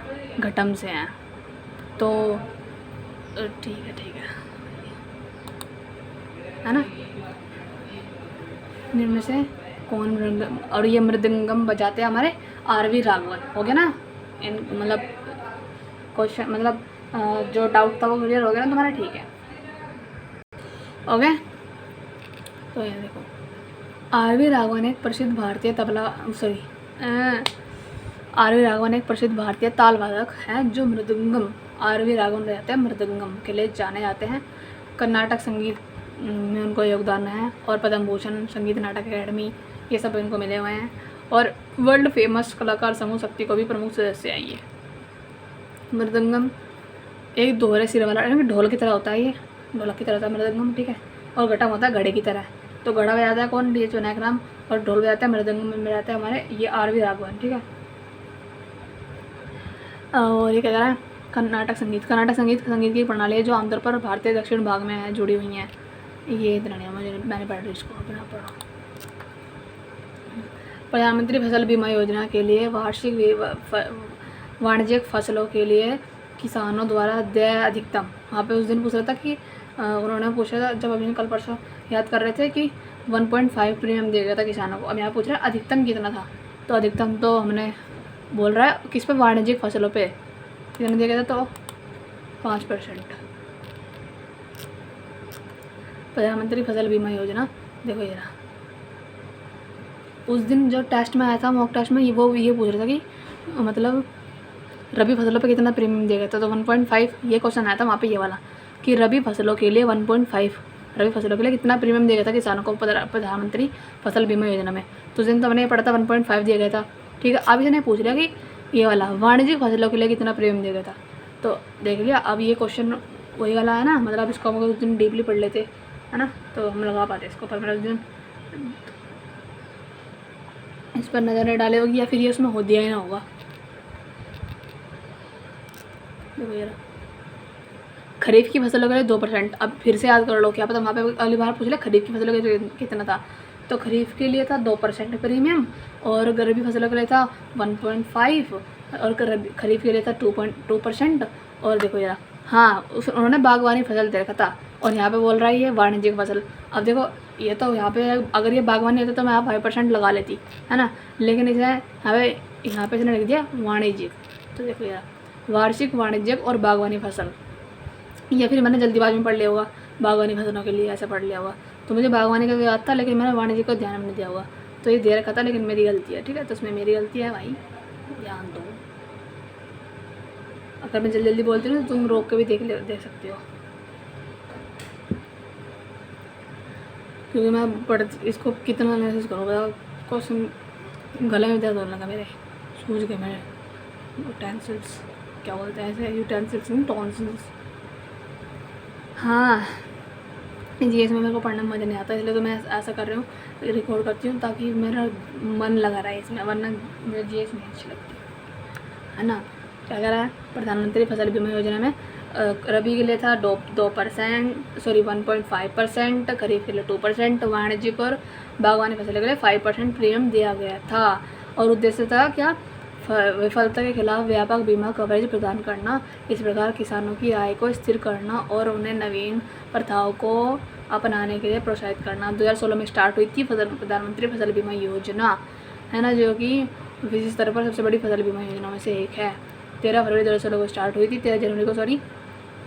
उद्देश्य था अप्रत्याशित घटनाओं के कारण फसल नुकसान जो मतलब जो जिनका फसल का नुकसान हुआ है, जो पीड़ित है, उनको किसानों को हेल्प करना, है ना। और यह योजना खाद्य फसल जैसे कि अनाज हो गया, बाजरा हो गई, दाल हो गई, तिल हो गया, और वार्षिक, वाणिज्यिक, बागवानी फसलों को कवर करती है। अब ये दूसरी है हमारे राष्ट्रीय कृषि बाजार, ई नाम जिसे बोलते हैं। ई नाम भारत में कृषि वस्तुओं के लिए एक ऑनलाइन व्यापार मंच है जिसे अप्रैल 2016 में लॉन्च किया गया था। ई नाम भारत में क्या है? कृषि वस्तुओं के लिए एक ऑनलाइन व्यापार मंच है। यहाँ पे हम ऑनलाइन व्यापार कर सकते हैं ई नाम से। ई से यहाँ पे इलेक्ट्रिक, है ना, ऐसा कुछ है। ऑनलाइन व्यापार 2016 में लॉन्च किया गया था। इसका उद्देश्य क्या? किसानों, व्यापारी और खरीदारों के लिए ऑनलाइन व्यापार और बेहतर मूल्य खोज सुविधा प्रदान कराना। इनाम जो है कृषि वस्तुओं के लिए एक एकीकृत राष्ट्रीय बाजार बनाने के लिए मौजूद कृषि मंडियों को एकीकृत करता है। इनाम लेन देन पारदर्शिता प्रदान करने और बिचौलियों द्वारा किसानों के शोषण को कम करने के लिए महत्वपूर्ण भूमिका निभाता है। प्रधानमंत्री कृषि सिंचाई योजना PMKSY ये 1 जुलाई 2015 को आई थी, यानी कि प्रधानमंत्री फसल बीमा योजना से पहले आई थी 2015 में यही वाली। उसके बाद फिर हमारे इनाम आई थी ये वाली 2016 के अंदर, है ना। सिंचाई क्या कह रहा है? सिंचाई के बारे में होगा फिर यहाँ पे, और छोड़ो उसको। ये रहा PMKSY ड्रिप और स्प्रिंकलर सिंचाई जैसे सटीक सिंचाई, इसमें टेक्नोलॉजी को बढ़ावा दिया था हमने सिंचाई के अंदर। तो प्रधानमंत्री क्या है? प्रधानमंत्री कृषि सिंचाई योजना। ओके, मृदा स्वास्थ्य कार्ड योजना। मृदा स्वास्थ्य कार्ड योजना भारत सरकार द्वारा फरवरी 2015 में, देखो दो है, दो करके याद करो प्रेरणा के। 2015 में एक तो आई थी मृदा स्वास्थ्य कार्ड योजना, दूसरी प्रधानमंत्री कृषि सिंचाई योजना। मृदा में सिंचाई करते हैं हम तो दोनों 2015 में आई, लेकिन इनाम और ये वाली फसल बीमा योजना ये 2016 में आई। ओके, और जो मृदा स्वास्थ्य कार्ड योजना इसमें आई 2015 में, इस योजना का उद्देश्य क्या था? प्रत्येक किसान को एक मृदा स्वास्थ्य कार्ड प्रदान करना, जिसमें व्यक्तिगत खेतों के लिए आवश्यक पोषक तत्वों और उर्वरकों की फसलवार सिफारिश होंगी। ठीक है, यह किसान इनपुट विवेकपूर्ण उपयोगों के माध्यम से उत्पादकता में सुधार करने में मदद करता है। ठीक है, यह योजना पूरे देश के सभी किसानों को कवर करती है और उचित मृदा स्वास्थ्य प्रबंधन सुनिश्चित करने के लिए मृदा नमूनों के परीक्षण को शामिल करती है। ओके, नेक्स्ट है हमारा 1950 में कृषि क्षेत्र का सकल घरेलू उत्पाद जीडीपी में योगदान कितना था? जब 1950 का टाइम पीरियड चल रहा था, जीडीपी में कितना योगदान था हमारा? मतलब कृषि क्षेत्र का एग्रीकल्चर का जीडीपी में कितना योगदान था 1950 के? उसमें कृषि ने कितना दिया हमारा? 67.5% योगदान दिया 1950 के अंदर। अब ये पढ़ते हैं, ये क्वेश्चन है डाटा वाला। कह रहा है 1950 में भारत की अर्थव्यवस्था में कृषि क्षेत्र प्रमुख क्षेत्र था, जिसने सकल घरेलू उत्पाद में महत्वपूर्ण योगदान दिया। ठीक है, अर्थव्यवस्था का क्षेत्र था इसमें। इसमें कृषि उस टाइम पे मतलब अच्छी थी, कृषि मेन रोल प्ले कर रही थी, तो इसने अकेले ने कृषि ने ही 67.5% का योगदान दिया था जीडीपी का। ठीक है, जीडीपी में 1950 का दशक में यह उच्च परसेंट स्वतंत्रता के शुरुआती वर्षों के दौरान भारतीय अर्थव्यवस्था की कृषि प्रधान प्रकृति को दर्शाता है। कृषि ने बड़ी आबादी को रोजगार प्रदान किया और आजीविका का प्राथमिक स्रोत था। हरित क्रांति, जिसमें हमने उच्च उपज वाली किस्म, बेहतर सिंचाई और आधुनिक तकनीक के माध्यम से कृषि उत्पादन बढ़ाने के लिए 1960 के दशक में शुरू करा था। हरित क्रांति आई थी 1960 में, इतना याद करना है। ठीक है, जिसमें हमने उच्च उपज वाले बीज का यूज़ किया था। इसमें गेहूँ और चावल जैसे प्रमुख खाद्य पदार्थ के उत्पादन ये वृद्धि हुई थी। इसमें कृषि नीतियाँ स्वतंत्रता के बाद भारत सरकार ने भूमि सुधारों और बेहतर कृषि पद्धतियों पर ध्यान केंद्रित किया। नीति का उद्देश्य उत्पादकता, खाद्यान्न में आत्मनिर्भरता बढ़ाना था। आर्थिक परिवर्तन, अपना पढ़ो इसको। 2011 की जनगणना के अकॉर्डिंग 7 बहनें हैं, जिसमें से किस राज्य में सबसे ज़्यादा साक्षर है? तो मिजोरम है। केरल तो है, केरल के बाद अगर हम बात करें 7 स्टेट की, तो उसके अंदर बाद आता है हमारा मिजोरम, केरल के बाद तो मिजोरम है ना। देखो 7 कितनी है? 91.58% है यहाँ की साक्षरता दर। मिजोरम की साक्षरता दर क्या है? मिजोरम की साक्षरता दर, राष्ट्रीय औसत साक्षरता दर 74.4 से अधिक है। ठीक है, ये टोटल है और औसत में बात करें तो इतनी है। 7 बहन राज्य कौन कौन से हैं?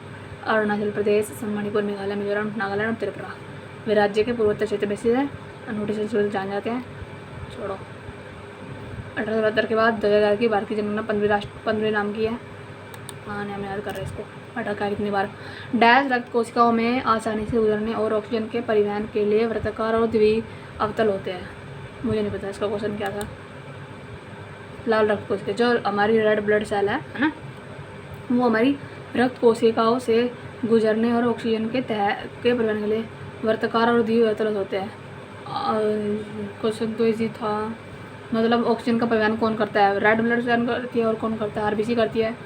और मैंने इसको सेंस नहीं लगाया और छोड़ दिया इसको। आरबीसी को एरिथ्रोसाइट्स भी कहा जाता है।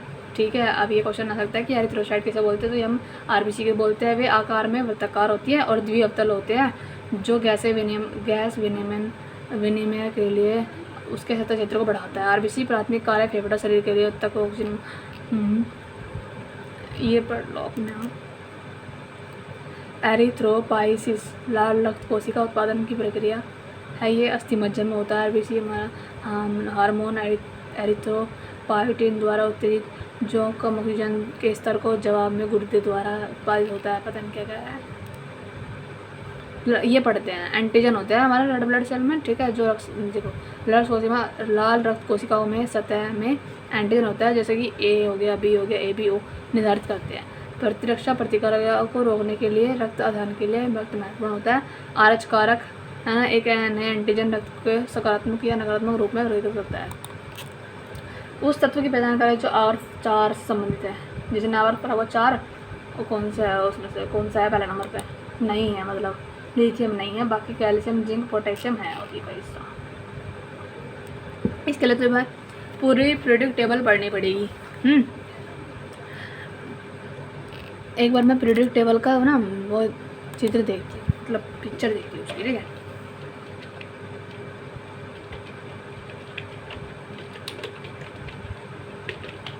टेबल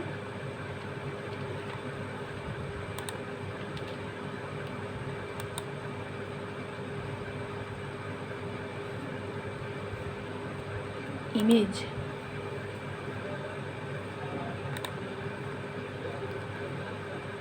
अरे इन्होंने ये तो देन रखा एलिमेंट्स। ये ग्रुप हमारे ऐसे ऐसे, ये 1 ग्रुप, 2 ग्रुप, 3 ग्रुप, 4 ग्रुप, ठीक है। और ये हमारे आवर्त है 1 2 3 4 5 6 7, तो 7 हमारे आवर्त है। और टोटल एलिमेंट कितने हैं हमारे? 118। तो ये कह रहा है आवर्त 4 का हिस्सा नहीं है, तो 1 2 3 4 यानी कि इसका नहीं है।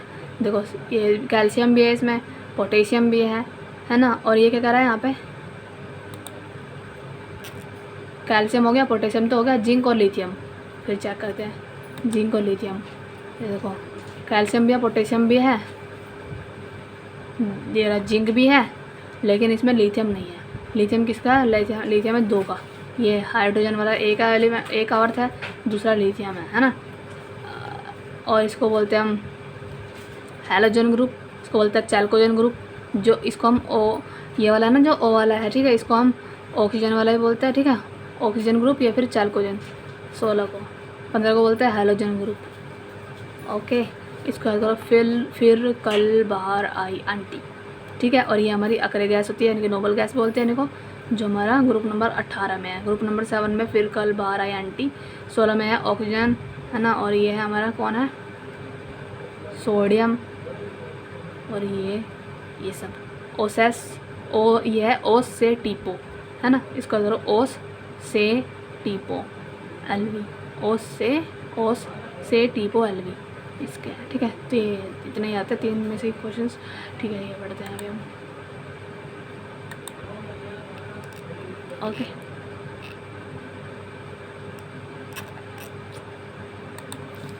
निम्न में से अगर हाँ तुम्हें ये देखना ही है तो इसको रोक के अपने आप देख लेना, ऐसे स्क्रीनशॉट ले लेना और मतलब पोज करके रिवाइज कर लेना इसको।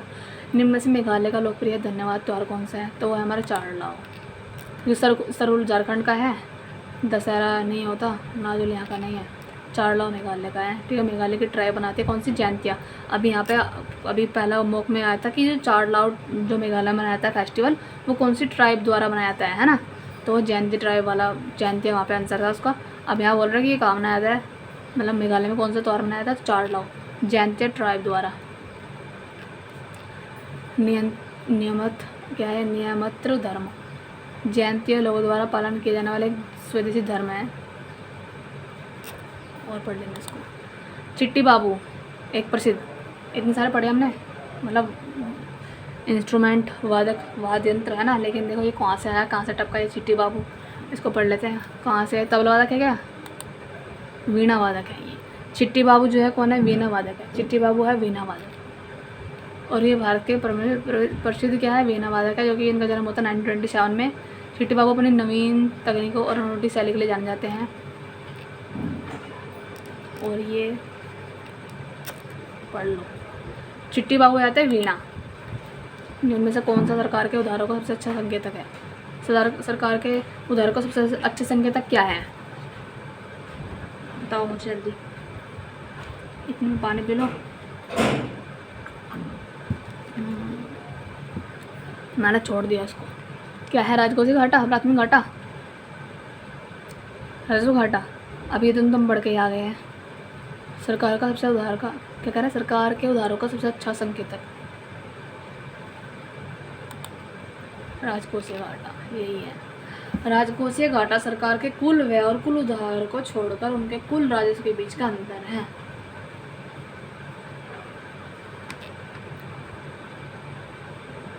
मन बढ़ रही। क्या कह रहा है, सरकार के उधारों का सबसे अच्छा संकेतक क्या है, राजकोषीय घाटा। बेकार है जी यार, दिमाग खराब कर। मार्च 2023 में भारत सरकार के वित्त मंत्रालय, हाँ ये याद था उस टाइम पे, मतलब मुझे पता था कि 2023 में कौन थे हमारे CG, तो ये थे हमारे SS दुबे। ये अब ये पुराना हो चुका है, इसको छोड़ो ना, याद करो तो बेटर है। CAG नहीं बोल रहा, ये बोल रहा CG, ठीक है ना। गलत की पहचान करनी है। ये मुझे देखो, इस पे ये भी याद था और मुझे ये भी याद था, लेकिन मुझे इन दोनों में से कन्फ्यूज़न थी, सॉरी।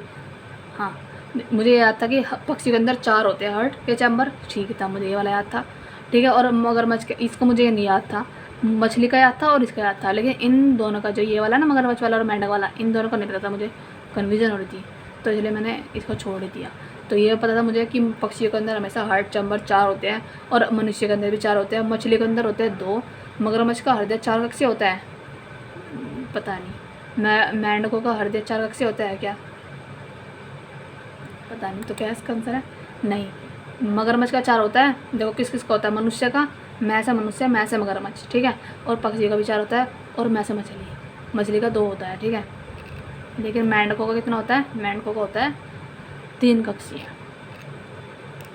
देखो ये अब याद कर लो, यहाँ पे कशेरुकाओं में हृदय कितना होता है, मछली में 2 होता है, एक कालीन देखने लगे।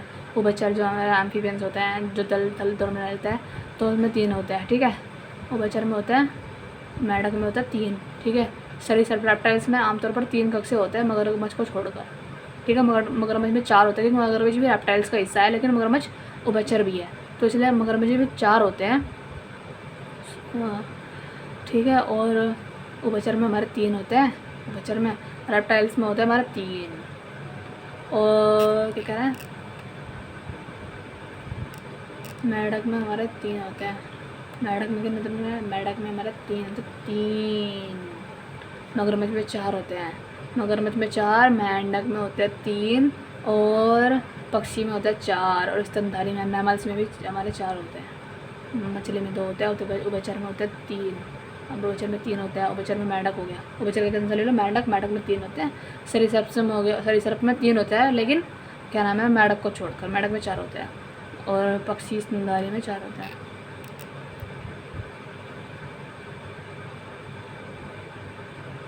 एकल परिचरण तंत्र मछली में पाया जाता है, रक्त प्रत्येक पूर्ण परिपथ के दौरान के बार हृदय से गुजरता है। दोहरा परिचरण तंत्र उभयचर, सरीसृप, पक्षी और स्तनधारी में पाया जाता है, रक्त 2 बार हृदय से गुजरता है, ठीक है। बस आयकर अधिनियम की धारा 56(2) ये मुझे नहीं पता बिल्कुल भी, 9% ने आंसर दिया, इसको छोड़ो। एंजल टैक्स याद कर लो। आयकर अधिनियम की धारा 56(2)(7)(b) को इस प्रकार संदर्भित किया जाता है, एंजल टैक्स, पता नहीं क्या है, इसको अपना आप पढ़ लेना, ठीक है, ये पढ़ लो, मेरे बस की नहीं ऐसा है। हाँ उसमें याद करूँगी, आयकर अधिनियम 1961 में आया था, यह वह कानून है जिस, और यही तो है ये शायद, आयकर अधिनियम 1961, यह वह कानून है जिसके तहत भारत सरकार द्वारा एकत्रित किए जाते हैं। धारा 56(2)(7)(b) को बढ़े हुए मूल्यांकन के माध्यम से संशोधन करने के लिए मैंने पता, स्टार्टअप इंडिया 2016 में आया था, बस नवाचार को बढ़ाना था इसका उद्देश्य। भारत कौन राज्य कार्यपालिका में शामिल नहीं है, मेरे ये गलत है, कार्यपालिका में शामिल नहीं है कौन, ये एडवोकेट जनरल होते हैं, पता नहीं, मैंने तो इसका ये लगाया था, ये भारत के माननीय अटॉर्नी जनरल नहीं होती क्या कार्यपालिका का शामिल, राज्यपाल होता है, मंत्रिपरिषद भी होती है, और एडवोकेट जनरल भी होते हैं, लेकिन ये नहीं होते, क्योंकि ये तो पूरे ये तो वकील होते हैं पूरे उसके, तो ये नहीं है, इसको अपने आप लिख लेना। आर्य समाज की स्थापना 1875 में हुई थी, 10 अप्रैल को।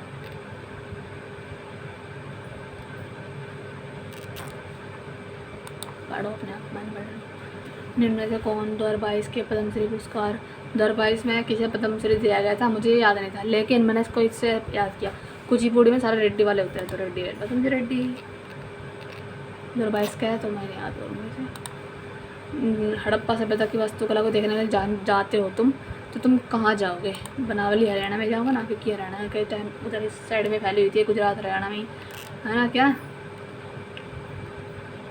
हड़प्पा सभ्यता कहाँ पर है? हरियाणा के फतेहाबाद जिले में स्थित है। कौन? बनावली।